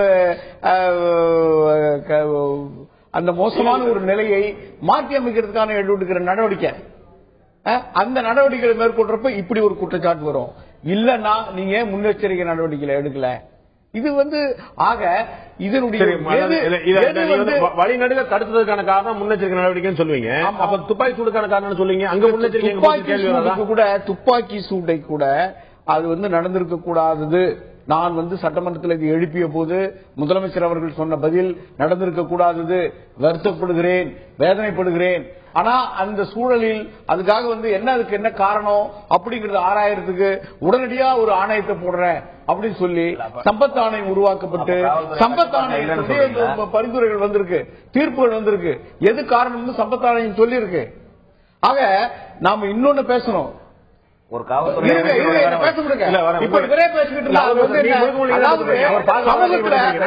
இந்த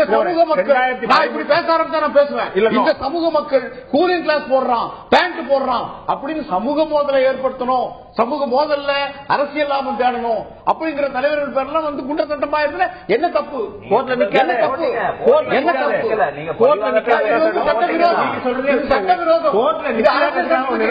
சொல்ல முடியாது.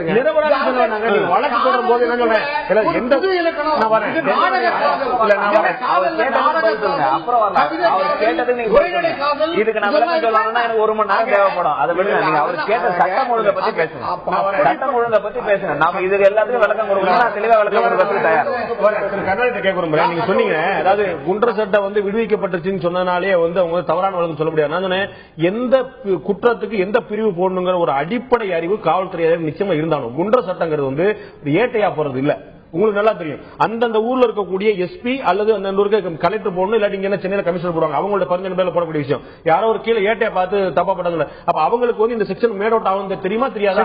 அதுக்கு வேலையே கிடையாதுங்க. செக்ஷன் பிரிவுனால அது அந்த குன்ற சட்டம் போட தகுதி இருக்கா இல்லையா, அதுக்கான வாய்ப்புகள் இருக்கா இல்ல, நீதிமன்றம் போட தெரிய வேண்டாமா? தகுதி எல்லாம் இருக்கிறது. அதுல வந்து டெக்னிக்கல் நீதிமன்றம் இல்லங்க, டெக்னிக்கல் கிளாஸ் இருக்க ஏதாவது ஒரு சிறு குறைபாடுகள் நல்லா எல்லாம் போட்டதுக்கு அப்புறம் கூட ஒண்ணும் இல்ல, ஒரு ஃபாதர் நேம் போடுறாங்க. அந்த ஃபாதர் நேம் ஏதாவது ஒரு டாக்குமெண்ட்ல தப்பா போச்சுன்னு வச்சுக்கோங்க. ஏன்னா நீங்க கட் அண்ட் பேஸ்ட் பண்ணி போடுறீங்க. ஒரு பழைய கேஸ் எடுத்து வச்சு மாறி மாறி டேட்டும் பேரை மட்டும் மாற்றி போறீங்க. ஒரு மிஸ் ஆயிருது. ஒரு கேஸ் வந்து தனியா எழுதுறது 1000 பக்கம் எழுதணுங்கிறக்காக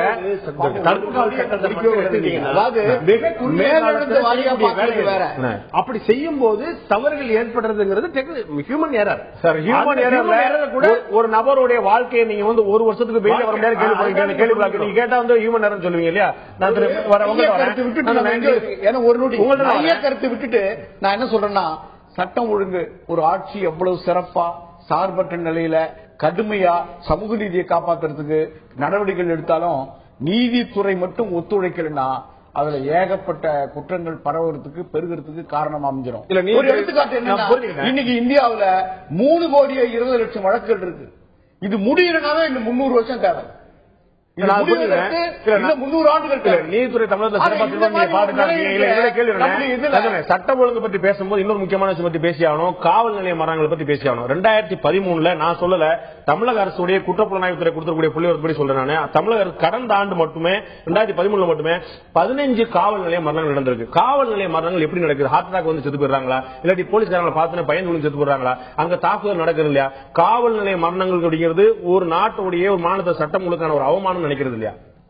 காவல் நிலையத்து மரணங்களுக்கு ஒவ்வொரு மரணங்களுக்கும் உடனடியான நடவடிக்கை பல சந்தர்ப்பங்கள்ல அந்த காவல்துறை அதிகாரிகள் சஸ்பெண்ட் செய்யப்பட்டிருக்கிறார்கள். அவர்கள் பேர்ல கடுமையான நடவடிக்கை பாஞ்சிருக்கு. அதற்கு மேல அதற்கான விசாரணை ஆர்டிஓவிலிருந்து உயர்நீதிமன்ற முன்னாள் நீதிபதி வரையில விசாரணைகள் உருவாக்கப்பட்டிருக்கு. அந்த விசாரணைகள் பேர்ல நடவடிக்கை எடுத்திருக்கு. ஆக அது வேற. இதற்கு மேல காவல்துறையினருக்கு அதிக சுதந்திரம் கொடுக்கிறவங்கனால வந்துருது. எந்த நடவடிக்கைன்றதுதான் முக்கியம். எந்த போலீஸ் அதை வந்து முதல்ல வந்து தெளிவா புரிஞ்சுக்கணும்.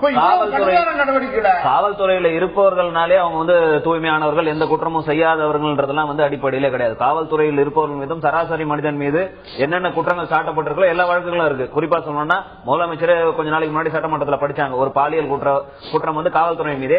குறிப்பா இப்ப சொல்லணும்னு சொன்னா ஒரு வாரத்துக்கு முன்னாடி திருவண்ணைநல்லூர்ல ஒரு காவல்துறை ஆய்வாளர் பணியில் இருக்கும்போது அவர் ஒரு காவல்துறை ஆய்வாளரே சண்டை போடுறாரு. முதல் குற்றவாளி அக்யூஸ் நம்பர் 1 காவல்துறை ஆய்வாளர். காவல்துறை அதிகாரிகள் மட்டும் ஒரு சில நேரத்தில் நடந்துக்கிறதுனால நடக்கக்கூடிய விஷயங்கள் சமூகத்தில் இருந்தா எடுக்கிறோம்.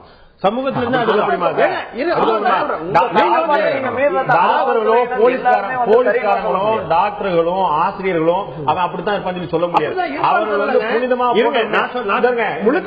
நீதிபதி கூட இல்லாத அதிகாரம், முதலமைச்சர் கூட இல்லாத அதிகாரம் ஒரு இன்ஸ்பெக்டர் இருக்கு, அரசு பண்றதுக்கான அதிகாரம் இருக்குங்க. அப்ப நீங்க வந்து நாங்களும் சாமானியம் சொல்லுவீங்களா? இல்லங்க, அவர் தவறு செய்தால், ஒரு காவல் அதிகாரி தவறு செய்தால் ஒட்டுமொத்தமாக காவல்துறை எல்லாமே தவறு செய்யுது என்று நீங்க நினைக்க கூடாதுன்னு நான் சொல்ல வரேன். தவறு செய்தால் அதற்கான நடவடிக்கை எடுக்கப்படுகிறது. மற்ற டிபார்ட்மெண்ட்ல இருக்கிறத விட காவல்துறையில தான் டிசிப்ளினரி ஆக்ஷன் ரொம்ப சிவியர். நீங்க சொன்னீங்க கஸ்டடி டெத் சொல்லி, கஸ்டடி டெத் ஆகி போச்சுன்னா ஒரு காவல் அதிகாரியுடைய பொறுப்புல ஒரு இறந்துட்டாருன்னா அதோட அவருடைய கேரியர் ஸ்பாயில் ஆயிடுச்சு. He will not come up in அந்த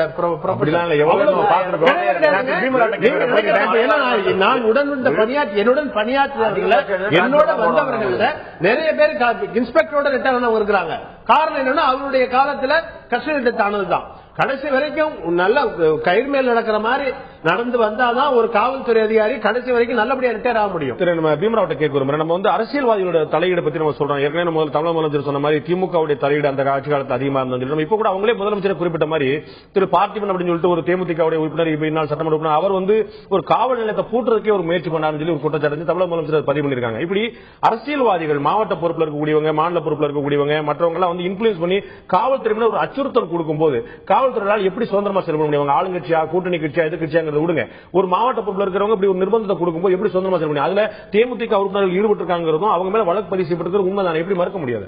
இல்ல, அதை நான் சொல்லல. இப்ப வழக்கு அவங்க மேல பதிவு செய்யறதா அது உண்மையா இருந்தா அவங்க விசாரணை கோர்ட்ல வந்து என்ன விசாரணை பண்ணி அவங்க தண்டனை கொடுப்பாங்க, அது வேற விஷயம். அது ஆனா என்னன்னு சொன்னா லாக்அப் டெத் நம்ம சொல்றோம். நீங்க கூட குற்றங்கள் குறைவுன்னு சொல்றீங்க. இந்த குற்றங்கள் கூட நீங்க அக்செப்ட் பண்ணீங்க, சரி பரவாயில்லன்னு. நான் என்ன சொல்றேன்னா லாக்அப் டெத் இப்ப நீங்க சொன்னீங்கல்ல, அதனால அது வர வரைக்கும் வெயிட் பண்ண முன்னாடி சொல்லல. அந்த லாக்அப் டெத் வந்து ரொம்ப நேரம், அதாவது குறுகிய, அதாவது சட்டங்களை நுணுக்கி நீங்க கொண்டு வந்தீங்கன்னு சொன்னா ஒரு அரசு, அதாவது அதிகாரம், இப்ப நீங்க சொன்னீங்க இன்ஸ்பெக்டருக்கு என்ன அதிகாரம் இருக்குன்னு, இந்த லாக்அப் டெத்தை வந்து குறைக்க முடியும். ஒரு நாள் வந்து கன்னியாகுமரி நடக்குது, இன்னொரு நாள் சென்னை நடக்குது என்பதற்காக அது இந்த ஸ்டேஷன்ல இது வந்து இதான் முதல் முறை அப்படின்னு சொல்ல முடியாது. ஆனா என்னன்னா ஒரு உயிரை எடுப்பதற்கு சார் வந்து அவரோட ப்ரமோஷன்ல இன்ஸ்பெக்டரோட ப்ரமோஷன் கெட்டு போச்சேன்னு சொல்றாரு. ஆனா ஒரு குடும்பத்தோட வாழ்க்கை, எதிர்காலம், அவருடைய சாதனை அனைத்தும் சீரழிக்கப்படுது. சொல்ல வர்றேன் நிச்சயமாக எந்த ஒரு லாக்அப் டெத் வந்து அது பண்ணும்போது நான் என்ன சொல்றேன்னா ஒரு பப்ளிக் வந்து ஒரு இன்ஸ்பெக்டர் நான் அதை நடக்கணும்னு விரும்பல, தயவு செய்து அப்படி புரிஞ்சு கூடாது. ஒரு பப்ளிக் கும்பலா சேர்ந்து ஒரு இன்ஸ்பெக்டரையோ அல்லது ஒரு எஸ்ஐயோ கோபத்தில் நான் கொன்று விட்டேன் என்று சொன்னால் இந்த நாடல்ல எங்குமே சட்டம் ஒழுங்கு உலகத்தில் யாரும் ஏத்துக்க மாட்டாங்க. மாறாக அதுக்கு பிரதிபலன் என்னன்னு சொன்னா மிகப்பெரிய துப்பாக்கி சூடு அல்லது மிகப்பெரிய அளவில் என்கவுண்டர் என்ற பேரில் நிறைய நடக்கு. நாம என்ன சொன்னா குற்றவாளியா அவனை நிறுத்து, நீதிமன்றத்துக்கு முன்னாடி நிறுத்து. இப்ப கூட மரண தண்டனையை அரிதினும் அரிதான வழக்குல கூட கொடுக்குறேன்னு சொல்றாங்க. எனவே கோர்ட் நீயே வந்து முடிவெடுத்து அவங்க கொள்ற என்பது ஒண்ணு. இரண்டாவது என்னன்னு சொன்னா, இந்த சட்டம் ஒழுங்கு பொது சொத்தை நாசப்படுத்துவது அல்லது வேறு மாதிரியான விஷயங்களுக்கு வரும்போது அது மாதிரி நடவடிக்கை எடுக்கலாம். யாரும் ஒன்னும் அதுல வந்து மாற்று கருத்தை மார்க்சிஸ்ட் கட்சி கிடையாது. இப்ப உதாரணத்துக்கு தமிழ்நாட்டில் மத கலவரம் நடக்கலங்க. தமிழ்நாட்டில் பாராட்டுறோம். மற்ற மாநிலங்களில் மத கலவரத்தை உருவாக்குவதற்கு எவ்வளவு முயற்சி பண்றாங்க உத்தரப்பிரதேசம் உங்களுக்கு தெரியும். அது பாராட்டலாம். ஒரு கேள்விதான், நம்ம எப்படி பார்த்திபன் அவர்கள் வந்து இந்த மாதிரி காவல் நிலையத்தை பூட்டி அவங்க மேல வந்து காவல்துறை ஆய்வாளருக்கு ஒரு அச்சுறுத்தல் கொடுக்கிற முயற்சி பண்ணாங்களோ அதே மாதிரியான ஒரு புகார் இந்நாள் அமைச்சர் ஒருவர் மீதும் முன்னாள் அமைச்சர் ஒருவர் மீதும் சென்னையில சைதாப்பேட்டில் ஒரு புகார் எழுந்து அந்த சம்பந்தப்பட்ட அதிகாரி வந்து மதுரைக்கு இடமாற்றம் செய்யப்பட்டு ஒரு பெரிய அளவுல ஊடகங்கள் எல்லாம் பேசப்பட்டது. அது எந்த அளவுக்கு உண்மை அப்படிங்கிறது தெரியாது. எல்லாருக்குமே ஒரு பரபரப்பு. காலையில வந்து மறுநாள் காலையில ஊடகங்கள் எல்லாருமே பெயர் குறிப்பிடாம சொன்னாங்க. அப்ப இந்த துஷ்பிரயோகம் செய்யறது அப்படிங்கிறதும் காவல் நிலையத்துக்கு போய் ஒரு கைதியை வந்து மீட்டு வருது அப்படிங்கிறது வந்து எல்லா கட்சியுமே செய்யக்கூடிய விஷயம் தானே. நான் வந்து ஒரு பகிரங்கமான ஒரு கருத்து முன்வைக்கிறேன். உங்க எல்லாருமே இங்க இருக்கிற நீங்க மட்டும் இல்ல, தமிழகத்துல இல்ல உலகத்துல இந்த தொலைக்காட்சி பார்த்துட்டு இருக்கிற தமிழக மக்களுக்கு எல்லாருக்கும் தெரியும். கடந்த ஆட்சியில திமுக ஆட்சியில முதலமைச்சர் வீட்டு உறவினர் ஒருவருடைய வேலைக்காரி ஒரு பெண் காவல் ஆய்வாளரை கன்னத்தில் அடிக்கிறாங்க. அதை போல இப்ப வந்து ஒரு சம்பவம் இந்த ஆட்சியில நடக்குமா? ஒரு அமைச்சர் கூட ஒரு காவல் நிலையத்துக்கு ஒரு கட்டாயமான உத்தரவை பிறப்பிக்க முடியுமா? இல்ல கட்சி பொறுப்பாளர்கள் செய்ய முடியுமா? மனசாட்சியோட இந்த அணுகணும்.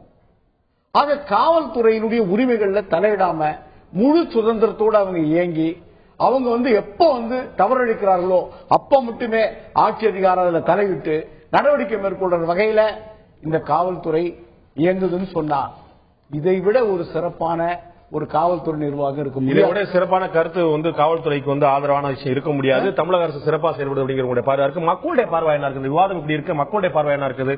சட்டம் ஒழுங்கு பற்றி எதிர்க்கட்சிகள் அரசு மீது சொல்லக்கூடிய குற்றச்சாட்டு உண்மையா சரியா தவறா மிகைப்படுத்தல் அரசியலா? மக்களுடைய கருத்து இப்போது பார்க்கலாம்.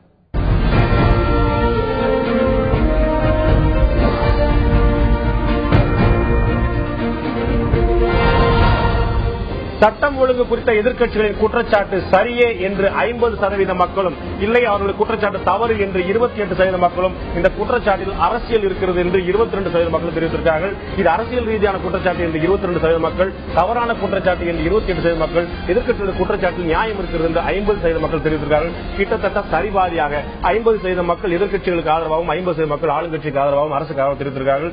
இந்த ஆதரவு நிலைப்பாடு 50-50 இருக்கக்கூடியது ஒரு நல்ல அரசாங்கத்துக்கு நிச்சயமாக அரசாங்கம் சிறப்பாக செயல்படுகிறது. குறிப்பாக மக்களோடு நேரடி தொடர்பு இருக்கக்கூடிய காவல்துறை சிறப்பாக செயல்படுகிறது என்றும் 80% மக்களுக்கு 50% மக்களுக்கு 100% மக்களுக்கு வர வேண்டும். அதற்கான தொடர் முயற்சியில் காவல்துறை அரசு ஈடுபடும் நம்புவோம். இந்த நிகழ்ச்சியில் கலந்து கொண்டு கருத்து தெரிவித்த விருந்தினர்கள் 4 பேருக்கு நன்றி. பார்த்த உங்களுக்கு நன்றி நண்பர்களே.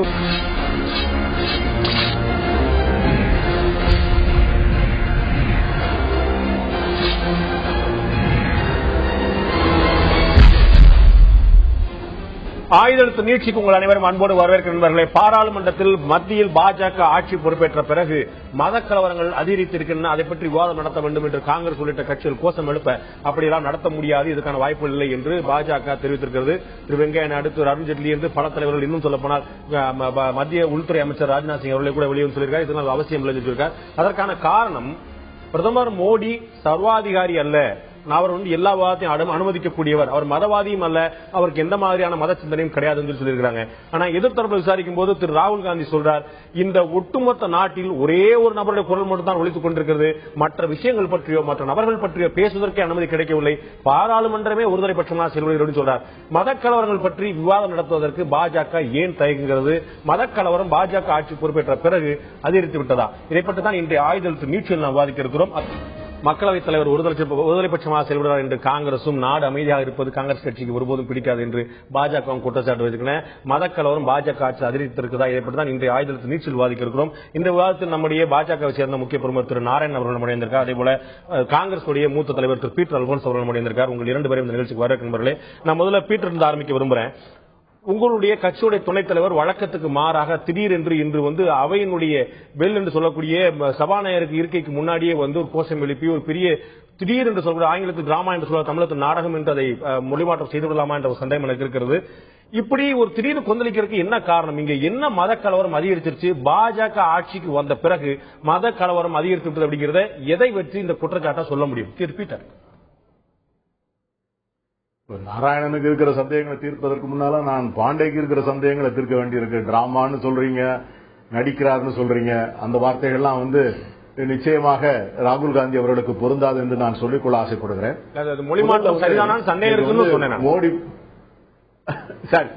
அந்த சந்தேகத்தை தான் நான் தீர்க்கணும்னு சொன்னேன். அதாவது இப்போது ஒரு பாரதிய ஜனதா கட்சி பொறுப்பேற்று ஏறக்குறைய ஒரு 100 நாட்களை நோக்கி நாம் நகர்ந்து கொண்டிருக்கிறோம்.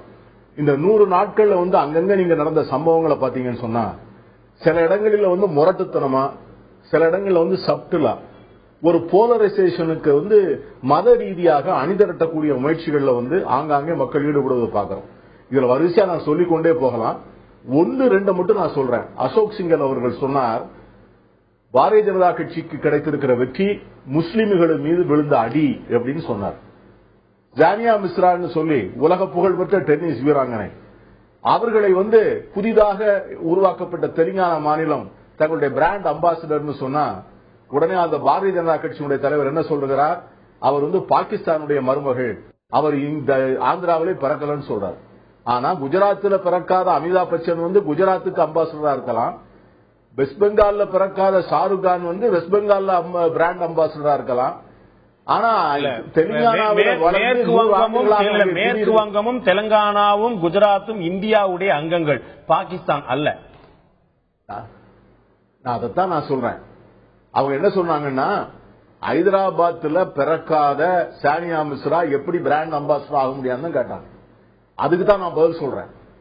அது எதற்காக இதெல்லாம் வந்து ஒருத்தர் சொல்றாரு, மோடிக்கு நீங்கள் 100 விழுக்காடு வாக்கு ஆதரவு கொடுத்தீர்கள் சொன்னால் எங்க கோவாவினுடைய புளோர் ஆஃப் தி ஹவுஸ் சட்டமன்றத்தில் அவர் வந்து ஹிந்து ராஷ்டிரத்தை அமைப்பார் அப்படின்னு சொல்றார். அந்த பாரதிய ஜனதா கட்சியுடைய தேசிய செயற்குழு உறுப்பினர் சி.டி. ரவி சொல்றார். என்ன சொல்றார்? அவர் வந்து தன்னுடைய வலைத்தளத்தில் தன்னுடைய ட்விட்டர்ல என்ன போடுறாரு, குஜராத்தில் வந்து 2002 என்ன நடைமுறைகளை மோடி பின்பற்றினாரோ அந்த நடைமுறையை நாடு முழுவதும் பின்பற்றினால்தான் இவர்கள் அடங்குவார்கள் சொல்றார். இல்ல இதெல்லாம் அசோக் சிங்காலோ மற்றவர்களோ பேசியது எல்லாமே ஒரு அரசியல் ரீதியான பேச்சுக்கள். அது வந்து நிச்சயமா எந்த இடத்துல ஏற்றுக்கொள்ள முடியாது, நியாயப்படுத்த முடியாது. இதை பாஜக ஆட்சிக்கு வந்ததையும் இதையும் நீங்கள் எப்படி தொடர்புபடுத்துகிறீர்கள் அப்படிங்கறத கேள்வி. இவங்க எப்பயுமே சிங்கால் வந்து என்னைக்கா மாறி இருந்தாரா? காங்கிரஸ் ஆட்சி அப்படிதான் பேசிட்டு இருந்தாரு. இல்ல பாரதிய ஜனதா கட்சி அமைச்சர்களே, பாரதிய சிங் என்ன சொல்றாரு, நாங்க 370 வந்து டிஸ்கஷன் உண்டாகுவோம். விவசாய மந்திரி மோகன் என்ன சொல்றாரு, நாங்க வந்து யூனிஃபார்ம் சிவில் கோட உடனே அறிமுகப்படுத்துவோம். இதையெல்லாம் வந்து இந்த இன்னொரு சந்தேகம், இதுவரை சுதந்திரம் அடைந்ததிலிருந்து பிரதமர் வந்து இஃப்தார் கொடுக்கிறாரு. ஆனா இன்னைக்கு முதல் முறையாக மோடி பதவியேற்ற பிறகு ஜனாதிபதி அவர்கள் கொடுத்த இஃப்தார் விருந்திலும் கலந்து கொள்ளவில்லை, பிரதமரும் மோடி இஃப்தார் விருந்தை கொடுக்கல. அதெல்லாம் நம்ம எதை சொல்றோம்னு சொன்னா, இது வந்து நீ இதை எதை சுட்டி காட்டுகிறது என்று சொன்னால் ஒரு சப்டிலா நாம் அவர்கள் என்று பிரிக்கிற ஒரு உணர்வு. உங்களுக்கு தெரியும், நமக்கு வந்து இல்ல தந்தி டிவிக்கு நரேந்திர மோடி பிரதமர் அவருக்கு முன்னாடி கொடுத்த பேட்டியிலேயே ரொம்ப தெளிவா சொல்லியிருந்தார், நான் வந்து அடுத்த மதத்தை இழிவுபடுத்துகிறேனா அப்படிங்கறத நீங்க பாக்கணும். அடுத்த மதத்தை மதிக்கலன்னா இது சட்டப்படி குற்றம், நியாயம் தரும், எல்லாப்படி குற்றம். நான் என்னுடைய மதத்தை மதிக்கிறேங்கிறதுல என்ன சந்தேகம், அதுல என்ன தவறு? என்னை இன்னொரு மதத்தையுடைய நடைமுறை கடைபிடித்து ஏன் கம்பல் பண்ணி கேட்டாரு. நியாயமான விஷயமா தானே பார்க்க முடியும். அதாவது நரேந்திர மோடி ஒரு தனி நபர் அல்ல. நரேந்திர மோடி 130 கோடி மக்களுடைய பிரதமர், வாக்களித்தவர்களுக்கும் வாக்களிக்காதவர்களுக்கும் பிரதமர். அவர் கேரளாவில் இருக்கின்ற மாப்பிள்ளா முஸ்லீமுக்கும், காஷ்மீரில் இருக்கிற மாப்பிள்ளா முஸ்லீமுக்கும், சிரியன் கேத்தலிக்குக்கும், புத்தர்களுக்கும், சைனர்களுக்கும், பார்சிகளுக்கும் அவர் பிரதமர். ஆகவே நரேந்திர மோடிக்கு வந்து ஒரு மதம் இருக்கலாம், ஆனால் இந்த தேசத்தினுடைய பிரதமருக்கு வந்து மதம் இருக்க முடியாது. நானே ஒரு சட்டமன்ற உறுப்பினராக இருந்தேன், பீட்டர் அல்போன்ஸ். அவர் பாராளுமன்ற உறுப்பினராக இருந்தேன். பீட்டர் அல்போன்ஸுக்கு மதம் உண்டே ஒழிய பாராளுமன்ற உறுப்பினராக இருக்கின்ற போது, சட்டமன்ற உறுப்பினராக இருக்கின்ற போது எனக்கு மதம் இருக்காது. அதுதான் செக்குலர் கான்ஸ்டிடியூஷன். அதன் மேலதான் பதவி பிரமாணம் எடுக்கிறோம். மதம் இருக்கலாம், ஒரு நாட்டினுடைய பிரதமருக்கு மதம் இருக்க முடியாத கருத்தை நான் புரிஞ்சுக்கிறேன். திரு நாராயணன் நான் கேட்க விரும்புறேன். இதுல வந்து இன்னைக்கு ராஜ்நாத் சிங் சொல்றாரு, ஒரு ஆச்சரியமான பாயிண்ட் சொல்றாரு. மதவாதம்லாம் வந்து இல்லவே இல்ல, நரேந்திர மோடி அது மாதிரிலாம் கிடையவே கிடையாது. அப்படிப்பட்ட காங்கிரஸ் குற்றச்சாட்டுகள்லாம் போய் அதற்கான ஒரே ஆதாரம் என்னன்னா இந்த மக்களவைத் தேர்தலில் நாங்கள் பெற்ற வெற்றியும். நீங்க வெற்றி பெற்றுட்டா நீங்க வந்து ஒட்டுமொத்த நீங்க புத்தராயிர முடியுமா? வெற்றி பெற்றா மக்களுடைய ஆதரவு உங்களுக்கு இருக்கு. அதுக்கு அர்த்தம் வந்து செக்குலரா இல்லையா அப்படிங்கறத சொல்றதுக்கான தேர்தல் நடத்தலையே. நீங்க ஆட்சிக்கு வர தகுதியானவா இல்லையாங்கிற தேர்தல் நடந்துச்சு. நீங்க செக்குலரா நான் செக்குலராங்கிற தேர்தல் நடத்தலையே. இதை நீங்க எப்படி தேர்தல் வெற்றியோட எப்படி நீங்க ஒப்பிடுறீங்க? கடந்த தேர்தலில் காங்கிரசும் கம்யூனிஸ்டுகளும் மற்றும் அனைத்து கட்சியினருமே, காங்கிரசுக்கு ஆதரவாக இருந்தவர்கள் அத்தனை பேருமே பாரதிய ஜனதா கட்சி மதவாத கட்சி, அதனால் வாக்களிக்காதவர்கள் தான் சொல்லிதான் அவங்க வாக்கு கேட்டாங்க. ஆனா மக்கள் இஸ்லாமியர்கள் உட்பட கிறிஸ்தவர்கள் உட்பட பாரதிய ஜனதா கட்சி தான் ஆட்சிக்கு வர வேண்டும் என்று தெளிவாக வாக்களித்திருக்கிறார்கள். அதுதான் உண்மை. அதனாலதான் 44 சீட்ல வந்து நிக்கிறாங்க காங்கிரஸ். ஒன்று. இரண்டாவது, தேர்தல் தோல்விய மத உணர்வோட எப்படி ஒப்பிடுறீங்க? அப்ப நீங்க தான் மதவாதத்தை சொல்லலையே. பிஜேபி என்னைக்குமே இந்துக்களே பிஜேபி வாக்களியுங்கள், முஸ்லிம்களே பிஜேபி வாக்களியுங்கள் சொல்லல. அவர் சொல்றாரு, என்ன சொல்றாரு, காஷ்மீர்ல இருந்து கன்னியாகுமரி வரை முஸ்லீம் இருக்கலாம், முஸ்லீம் தான். நாங்க சொல்றது கன்னியாகுமரியில இருந்து காஷ்மீர் வரை அனைவரும் இந்தியர்கள் தான் நாங்க சொல்றோம். ஆனா காங்கிரஸ் தான் சொல்லுது இஸ்லாமியர்கள் தனி, இந்துக்கள் தனி, கிறிஸ்தவர்கள் தனி அப்படின்னு. காங்கிரஸ் மட்டும் இல்ல, காங்கிரஸ் மட்டும் கட்சியில நான் அசோக் சிங்கால் பேசுறதோ மற்றவர்கள் சீனியர் உறுப்பினர் பேசுறோம் நான் சொல்ல. உங்களுடைய கட்சியுடைய எம்பியாக இருந்த, எம்பியாக இருக்கக்கூடிய, இன்னைக்கு உத்தரப்பிரதேச முதலமைச்சராக வர வேண்டும் ஆசைப்படக்கூடிய வருண் காந்தி சொன்னார் கடந்த முறை தேர்தல் பிரச்சாரத்தின் போது இந்துக்கள் அல்லாதவர்கள் எல்லாம் பாகிஸ்தானுக்கு போகணும்னு சொன்னார். அவர் உடனே அவரை மறுத்தும் இருக்கிறார். நீங்க சொன்னதான் நீங்க எல்லாமே சொல்லிருவீங்க, அதுக்கப்புறம் மறுப்பீங்க.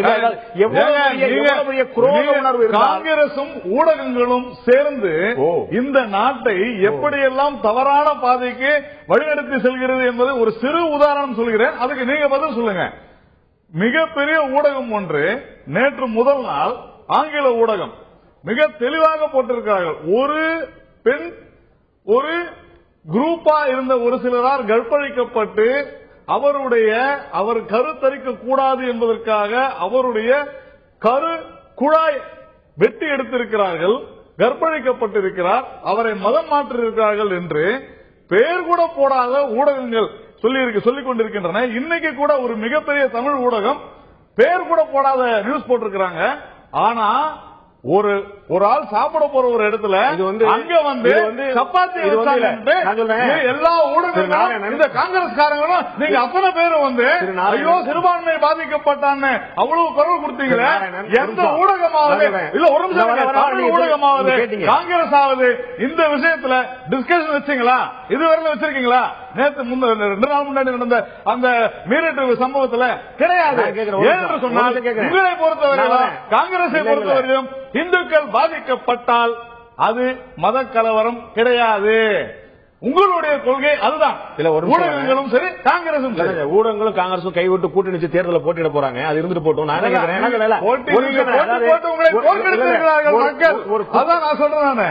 நரேந்திர மோடிக்கு தெரியும் ஊடகங்கள் எவ்வளவு ஆதரவு கொடுத்திருந்தாங்க.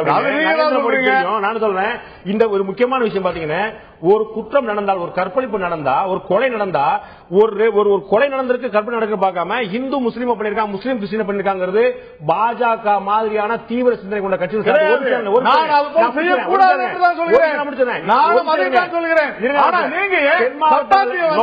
ஒரு சிறுபான்மையினர் வாயில் திணித்தாருன்னு ஏன் சொல்றீங்க? ஆனா உங்களை பொறுத்தவரையிலும் சிறுபான்மையினரை ராஜா செய்யும் அந்த மனப்பான்மையை ஊடகங்களும் விட வேண்டும், காங்கிரசும் விட வேண்டும். தயவு செஞ்சு பாண்டே, நீங்க ஆல்ரெடி உங்களுடைய ப்ரோகிராம்ஸ் நான் பார்த்துக்கிட்டு தான் இருக்கேன். நான் கேட்கின்ற கேள்வியை நீங்கள் ஒரு 3 நாட்களுக்கு முன்னால் நீங்களும் கேட்டீர்கள். அதை ஞாபகத்தில் வச்சுக்கிட்டு என்கிட்ட அப்ப நாங்க நடுநிலை செயல்படுறோம். நீங்க ஒத்துக்கணும். நீங்க 10ஆம் ஊடகங்கள் தந்தி டிவி நான் சொல்லவே இல்லை, ஊடகங்கள் தான் சொன்னேன். தந்தி டிவில நீங்க போட்டீங்களா?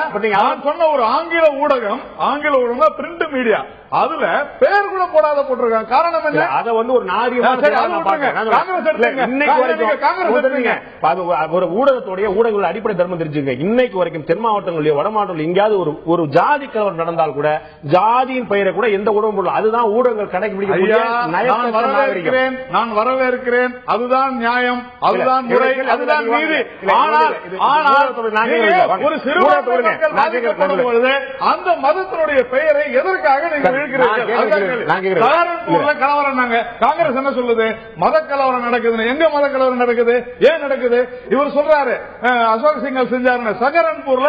இவர் 4 நாள் முன்னாள் நடந்த கலவரத்துக்கு காரணம் யாரு?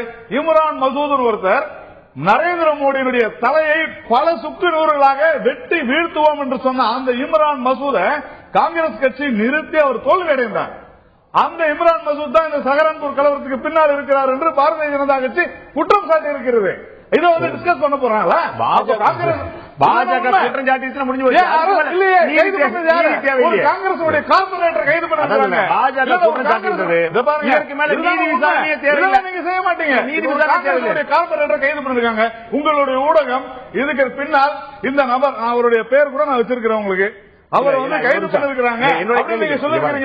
நான் கேக்குறது, ஒரு மதக்கலவரம் நடக்குது, அதை பத்தி விவாதம் பண்ணுவோம் அப்படின்னா மத்திய அரசு விவாதம் நடத்த தயங்குவது ஏன்? மடியில கனம் இல்ல.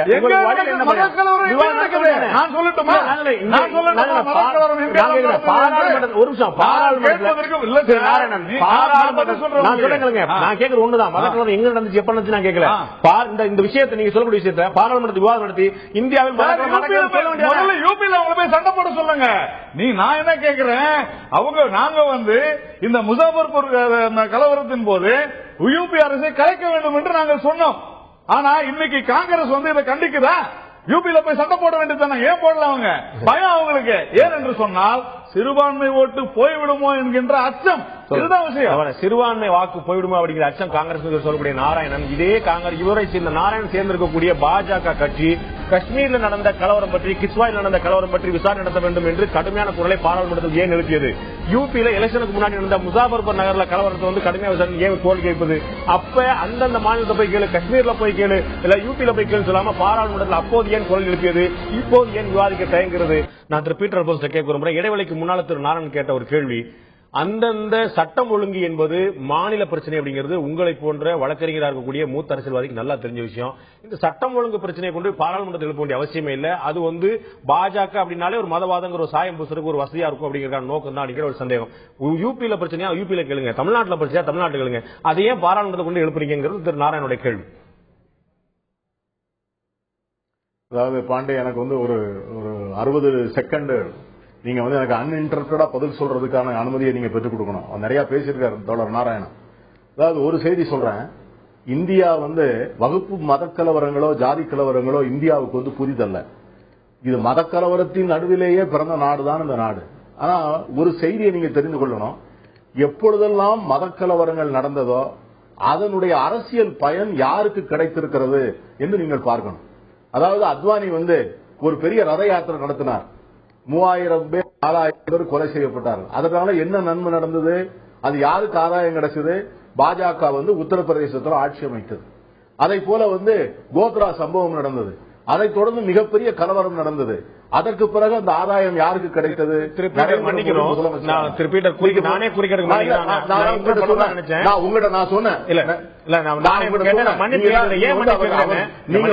நாராயணன் பேசும்போது நீங்களும் நாராயணன் பேசிக்கிட்டே இருந்தீங்க, நான் கேட்டுக்கிட்டே இருந்தேன். நம்முடைய விவாதம் வந்து பாஜக ஆட்சிக்கு வந்த பிறகு மத கலவரம் குடிச்சு அப்படிங்கிறது அவங்களுடைய குற்றச்சாட்டு.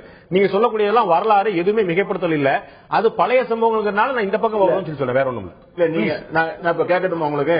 இப்ப நான் சொல்றேன், இப்போ நீங்க வந்து இப்ப மொரதாபாத் அவர் வந்து சொன்னாரு, இப்போ 2-3 சம்பவம் அவர் சொன்னார், ஒரு கற்பொழி சம்பவத்தை பத்தி சொன்னார். நான் ஒரு புள்ளி விவரம் சொல்றேன்.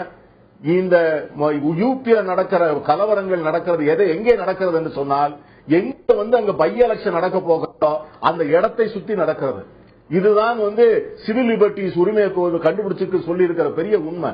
ரெண்டாவது, நீங்க சொல்ற மாதிரி இது சட்டம் ஒழுங்கு அல்ல, இது ஆர்டிகிள் 14 ஆஃப் தி கான்ஸ்டிடியூஷனுக்கு எதிர்த்தாப்புல நடக்கிற ஒரு இந்த நாட்டில் வந்து நான் முழு உரிமை பெற்ற குடிமகன். நான் இந்துவாக இருந்தாலும், கிறிஸ்தவனாக இருந்தாலும், இஸ்லாமியனாக இருந்தாலும், பார்சியாக இருந்தாலும் என் பேச்சுக்கு உரிமை, என் நடவடிக்கைகளுக்கு உரிமை, வாழ்வதற்கு உரிமை. இந்த உரிமைக்காகத்தான் பாராளுமன்றத்தில் விவாதம் நடக்கிறதே உடைய சட்டம் ஒழுங்கு பிரச்சனை அல்ல. அதான் அவங்க வந்து நீங்க பார்த்து சிபிஐ விசாரணை கேட்கிறார்களே, அவங்கள பார்த்து கேளுங்க. இன்னைக்கு பாஜக தான் சிபிஐ விசாரணை கேட்கிறது. ஏன் உத்தரப்பிரதேச அரசு எல்லாம் விசாரிக்கணும்? ஏன் உத்தரப்பிரதேச அரசை விசாரிக்க கூடாதுன்னு சொல்றாங்க? பாஜக அரசு விசாரிக்க வேண்டும் என்று சொல்கிறார்கள். ஆகவே நான் என்ன சொல்ல வருகிறேன் என்று சொன்னால், இந்த வகுப்பு கலவரங்கள் நடத்துவதால் யாருக்கு அரசு எப்படி 74 சீட்டு வந்தது யூபியில? ஒண்ணுமே இல்லாம இருந்த டஸ்ட்ல இருந்த பாஜக ஒரு 3 மாதத்திற்குள்ள பெரிய கோபுரமாக எழுந்திருக்கிறார்களே. எப்படி 74 சீட்டு வந்தது? முரதாபாத் கலவரத்துக்கும் முசாபர் நகர் கலவரத்துக்கும் சம்பந்தம் உண்டா? இதெல்லாம் நாட்டு மக்களுக்கு தெரிந்து கொள்ள வேண்டிய பதில்.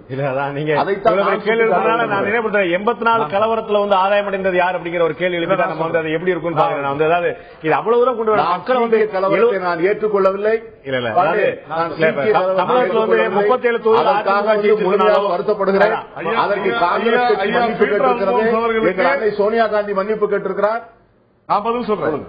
அதாவது 1947 வருடம் மேற்கு வங்காளத்தில் இறந்தவர்களின் எண்ணிக்கை 5000, 64 ரூர்கேலா ஜம்ஷெட்பூர்ல 2000, 67 ராஞ்சியில 200, 69 512 அகமதாபாத். ஒரு நிமிஷம் 70 83 85 86 87 2012 மொத்தமா 17,387 பேர் மத கலவரத்தில் இறந்துள்ளனர். இந்த நேரத்தில் அத்தனையிலுமே காங்கிரஸ் தான் அரசாங்கத்தில் இருந்தது. நீங்க இந்த மத கலவரத்தினால பயனடைந்தது காங்கிரஸ் தான் என்று நீங்கள் ஏற்றுக்கொள்கிறீர்களா? என்னை விட வயதிலும் அனுபவத்திலும் எல்லாவற்றிலும் நான் மதிக்கக்கூடிய பீட்டர் அல்போன்ஸ் அவர்கள், நீங்கள் சொன்ன விஷயத்தை நான் உங்கள்கிட்ட பாட திருப்பி போடுறேன். இதுல 17,387 பேர் பலியாகி இருக்கிறார்கள். அத்தனை கலவரமும் காங்கிரஸ் அரசாங்கம் இருந்த போதுதான் நடந்தது. நீங்க இவ்வளவு வருஷம் குறிப்பிட்டீங்க, ஏன் 2002 மட்டும் குறிப்பிடல? நான் சொல்வது 2012 வரைக்கும் சொல்லட்டுமா? 2012 வரைக்கும் குஜராத்தினுடைய கலவரத்திற்கும் காரணம் காங்கிரஸ் தான் என்று தெளிவாக சொல்லுகிறேன். மத்திய பிரதேஷ், ராஜஸ்தான், மகாராஷ்டிரால இருந்து எங்களுடைய முதலமைச்சர், அன்றைக்கு இருந்த முதலமைச்சர் போலீஸ் கேட்டாரு, பெட்டாலியன் அனுப்பல, வேண்டுமென்ற திட்டம் போட்டு அனுப்பவில்லை. அதனால்தான் 17,387 கடைசியா 2013 வெஸ்ட் பெங்கால்ல நடந்த கலவரம் அத்தனைக்கும் காங்கிரஸ் தான் காரணம் என்று சொன்னால் நீங்கள் ஏற்றுக்கொள்வீர்களா? ஒன்று. இரண்டாவது, நீங்க முதல்ல கேட்ட கேள்வி ராகுல் காந்தி அவர்களை பற்றி. இல்ல, நான் அதுல ஒரு நிமிஷம் வரேன். நான் கேட்கறது இடைவெளிக்கு முன்னாடி உங்கள்கிட்ட கேட்டேன், முசாபர் நகர்ல கலவரம் நடந்த போதும், இதுக்கு முன்னாடி காஷ்மீர்ல கிஸ்வாயில கலவரம் நடந்த போதும் நீங்க பாராளுமன்றத்தை முடக்கி குரல் எழுப்புனீங்க. இப்ப சொன்ன மாதிரி யூபியில போய் விவாதம் பண்ணு, சட்டசபையில போய் விவாதம் பண்ணு சொல்ல, உங்களுக்குன்னா ஒரு சட்டம், நீங்க ஆட்சிக்கு வந்தா வேற ஒரு சட்டம். அந்த மாதிரி சட்டம் நீங்க தவறா சொல்றீங்க. முசாபர் நகர்ல நடந்த கலவரத்துல எத்தனை பேர் இறந்திருக்கிறார்கள் என்று ஒரு பட்டியல் போடுங்க. இது இல்ல சார். நான் என்ன கேட்கிறேன், இந்த ஆட்சி வந்த பிறகு அதுதான் மல்லிகார்ஜுன கேட்டிருக்காரு கார்கே. தெளிவா சபாநாயகர் சொல்லிருக்காங்க, ஸ்பெசிபிக்கா சொல்லுங்க, இந்த ஆட்சி வந்த பிறகு என்னென்ன மத கலவரங்கள் நடந்திருக்கு ஸ்பெசிபிக்கா சொல்லுங்க இருக்காங்க. பதில் கிடையாது. நடக்கலாம் சொல்லி விவாதம் பண்ண ஒரு குற்றச்சாட்டு சுமத்துறாங்க, நடந்திருக்கா விவாதம் பண்ண. சபாநாயகர் கேட்கிறாங்க, மல்லிகார்ஜுன கார்கே கேட்கிறாரு, காங்கிரஸ் அவைத் தலைவர் கேட்கிறாரு, அவங்க சபாநாயகரே சொல்றாங்க, நீங்க ஸ்பெசிபிக்கா சொல்லுங்க, எதுவா இருந்தாலும் நம்ம பாக்கலாம்ன்றாங்க. ஸ்பெசிபிக்கா சொல்ல மாட்டேன்றாங்க.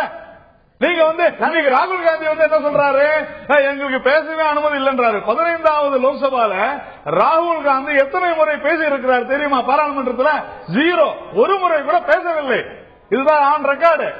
நான் என்ன கேட்கிறேன், அவர் நல்லா தூங்கி இருந்துட்டு நடக்கிறது காங்கிரஸ் ஆட்சி தான் நடந்துட்டு இன்னைக்கு வந்து பேச விடுறாங்க. இவர் ஏன் பேசல? நான் கேட்கிறேன், உங்களுக்கு பதில் கேட்கிறேன். பாராளுமன்றத்தில் நடந்துகிட்டு இருக்கு. சரி, அத்வானி எத்தனை முறை பேசினார்? இது நீங்க தவறான கேக்குறீங்க. நீங்க அத்வானி கண்டிப்பாக பேசுவார். அத்வானி எத்தனை நடந்து 10 வருஷத்துல எவ்வளவு நாள் பேசுறாங்க? 10 நாள் எவ்வளவு நாள் பேசுறீங்க? நான் மறுபடியும் சொல்றேன், ராகுல் காந்தி ஒரே ஒரு விஷயம் தான், 10 ஆண்டுகளாக நான் பதில் சொல்கிறேன். 10 ஆண்டு காலம் ராகுல் காந்தி ஆளுங்கட்சியுடைய எம்பி. அவர் கேள்வி எழுப்ப வேண்டிய விஷயம் இல்ல. அப்பையும் கூட பல கேள்வி எழுப்பியிருக்காங்க. ராகுல் காந்தி அவர்கள் ஆளுங்கட்சியா இருந்தா அவர் கேள்வி எழுப்ப வேண்டிய அவசியம் இல்ல. ஆனா அத்வானியா இருந்தா கேள்வி எழுப்பணுமா? நீங்க என்ன பேசுறீங்க? நான் கேட்கறதுக்கு பதில் சொல்லுங்க. காலேஜ்ல படிக்கிறவங்க 50 மார்க் வாங்கினா பாஸ், ஆனால் இவருடைய ராகுல் காந்தியுடைய ரெக்கார்டு எவ்வளவு தெரியுமா? 42.3%. அவர் பாராளுமன்றத்தில் ஃபெயில் ஆகிறார். அத்வானி அந்த வயசுல 98% அட்டன் பண்ணிருக்காரு பாராளுமன்றத்தை. திரு பீட்டர் பாண்டே, அதாவது நண்பர் நாராயணன் ஒண்ணு கேக்குறேன், இத்தனை நாளாச்ச பாராளுமன்றத்தில் ஒரு முறை நரேந்திர மோடி எழுந்து நின்று தலையிட்டு குறுக்கிட்டு ஏதாவது பேசியிருக்கிறாரா? நீங்க எங்க பேசுறீங்க? நீங்க இந்த பாராளுமன்ற தூக்கத்துல இருந்து நீங்க ரெகுலரா பண்ணிட்டு இருக்கீங்க. தினம் ஒரு தகவல் மாதிரி, தினம் ஒரு தகராறு. காங்கிரஸ் 44 எம்பி வச்சுக்கிட்டு தினம் ஒரு தகராறு ஞாபகத்தில் வச்சுங்க. ஆனா பிஜேபிக்கு எத்தனை எம்பிக்கள் இருந்தாங்க? வரைமுறை மீறி நாங்கள் சென்றதே கிடையாது. நீங்க ராகுல் காந்தி தூங்கி கொண்டிருந்தாருன்னு சொல்றீங்க, ராகுல் காந்தி பேசலன்னு சொல்றீங்க. கவன ஈர்ப்பு தீர்மானம் வருகிறது, கேள்வி நேரம் வருகிறது, ஒத்திவைப்பு தீர்மானம் வருகிறது, பட்ஜெட் கூட்டம் நடந்து கொண்டிருக்கிறது, ரயில்வே பட்ஜெட் முடிந்திருக்கிறது. நரேந்திர மோடி அவையிலே எழுந்து கேள்விக்கு ஏதாவது பதில் சொல்லுங்க.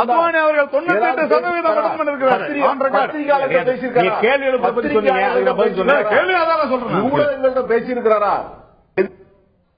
அதை நம்ம விவாதமாக்க வேண்டாம். நான் திரு நாராயணன் இறுதியா சுருக்கமா கேட்க விரும்புறேன். மத கலவரம் நடக்கவே இல்லை அப்படின்னு சொல்லி சொல்றீங்க. விவாதம் நடத்த ஏன் தயக்கம்? ஒரு கேள்வி. இரண்டாவது கேள்வி ரொம்ப சுருக்கமா செய்து நேரம் இல்லை அப்படிங்கறனால, மத கலவரத்தை தடுப்பதற்கு ஒரு மசோதா கடந்த ஆட்சியில் கொண்டு வரப்பட்டது. அப்போது நீங்க கடுமையா எதிர்த்தீங்க. கடந்த ஆட்சியில் கொண்டு வரப்பட்ட அனைத்து மசோதாவை நிறைவேற்ற துடிக்கக்கூடிய பாஜக அரசு மத கலவர தடுப்பு மசோதாவை நிறைவேற்றுமா? இல்ல, அதாவது ஏற்கனவே எங்களுடைய தேர்தல் அறிக்கையில தெளிவா சொல்லியிருக்கிறோம். இந்த நாட்டிற்கு ஏற்கனவே காங்கிரஸ் அரசு அல்லது இதற்கு முந்தைய அரசு என்னென்ன திட்டங்கள்லாம் நல்ல திட்டங்கள் இருந்தால் அதை நாங்கள் கண்டிப்பாக செயல்படுத்துவோம். இல்லை என்றால் அதில் உள்ள ஓட்டைகளை அடைத்து அதை சரியாக செயல்படுத்துவோம் என்று சொல்லி இருக்கிறோம்.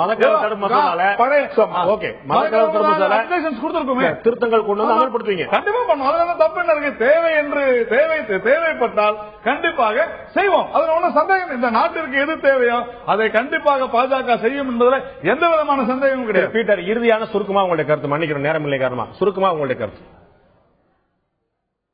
அதாவது நீங்க 2-3 சொன்னீங்க. கம்யூனல் வயலன்ஸ் பில் சொன்னீங்க. ஏற்கனவே schedule cost and tribal atrocities bill வந்தது. அந்த பில்ல ஏற்கனவே ஆர்டினன்ஸே போட்டிருக்கிறோம். அவசர சட்டம் பிறப்பித்திருக்கிறோம். அவசர சட்டம் பிறப்பிப்பதற்காக பதிலுக்கு வந்த சட்டத்தையே நிறைவேற்றாமல் அதையே செலக்ட் கமிட்டிக்கு அன்னைக்கு அனுப்பிச்சிட்டாங்க 5 நாட்களுக்கு முன்னால். ஆகவே தாழ்த்தப்பட்டவர்கள், ஒடுக்கப்பட்டவர்கள், விளிம்பு நிலை மக்கள், சிறுபான்மையினர் இவர்கள் எல்லோருக்கும் மத்தியிலே ஒரு பதட்டம் என்று நிலவுகிறது. நமக்கு ஆதரவான இந்த அரசு இல்லையோ, அப்படிப்பட்ட ஒரு சூழ்நிலை இருக்கின்ற போதுதான் பாஜக தலைவர்கள் பேசுகின்ற பேச்சுக்கள், அவர்களுடைய நடவடிக்கைகள் நாட்டில் வளர்ச்சி முன்னேற்றத்தை நோக்கி மோடி கூப்பிடுகிறார். ஆனால் இவர்கள் எல்லோரும் வகுப்புவாத சக்திகளினுடைய அனுவரப்பிலே போகிறார். இந்த மாதிரி ஒரு சூழ்நிலை நாட்டில் இருப்பது நல்லதா? நான் கடைசியாக ஒரே ஒரு விஷயம் தான். காங்கிரஸ் எப்படி தேர்தலுக்கு முன்னால் மதவாதம் பேசி இந்த நாட்டை பிளவுபடுத்த முயற்சித்ததோ அதை இப்பொழுது செய்து கொண்டிருக்கிறார்கள். மதவாதம் கூடாது கூடாது கூடாது. மதவாதம் கூடாது என்பதில் எந்த சந்தேகம் இல்லை. மதக்கலவரம் யாரா இருந்தாலும் சரி, காங்கிரஸ் அல்ல பாஜகவா இருந்தாலும் சரி, மதவாதம் ஏற்றுக்கொள்ளப்படக்கூடியது அல்ல. மதக்கலவரங்கள் நிச்சயமாக ஆரோக்கியமானது அல்ல. அதே சமயம் விவாதங்கள் எப்போதுமே ஆரோக்கியமானவைதான். விவாதங்கள் இல்லாமல் செய்வது நிச்சயமாக ஜனநாயகத்துக்கான ஒரு ஆரோக்கியமான விஷயமா பார்க்க முடியாது. எந்த விஷயமா இருந்தாலும் அவதூறான குற்றச்சாட்டுகள் இருந்தாலும் சரி, அது பற்றிய நியாயமான விவாதங்கள் வரவேற்கப்பட்டால் ஜனநாயகம் தலைப்போங்கும்.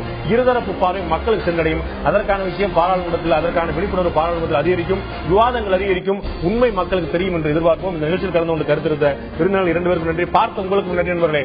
மீண்டும் இன்னொரு நிகழ்ச்சி சந்திப்போம். அதுக்கு நன்றி. வணக்கம்.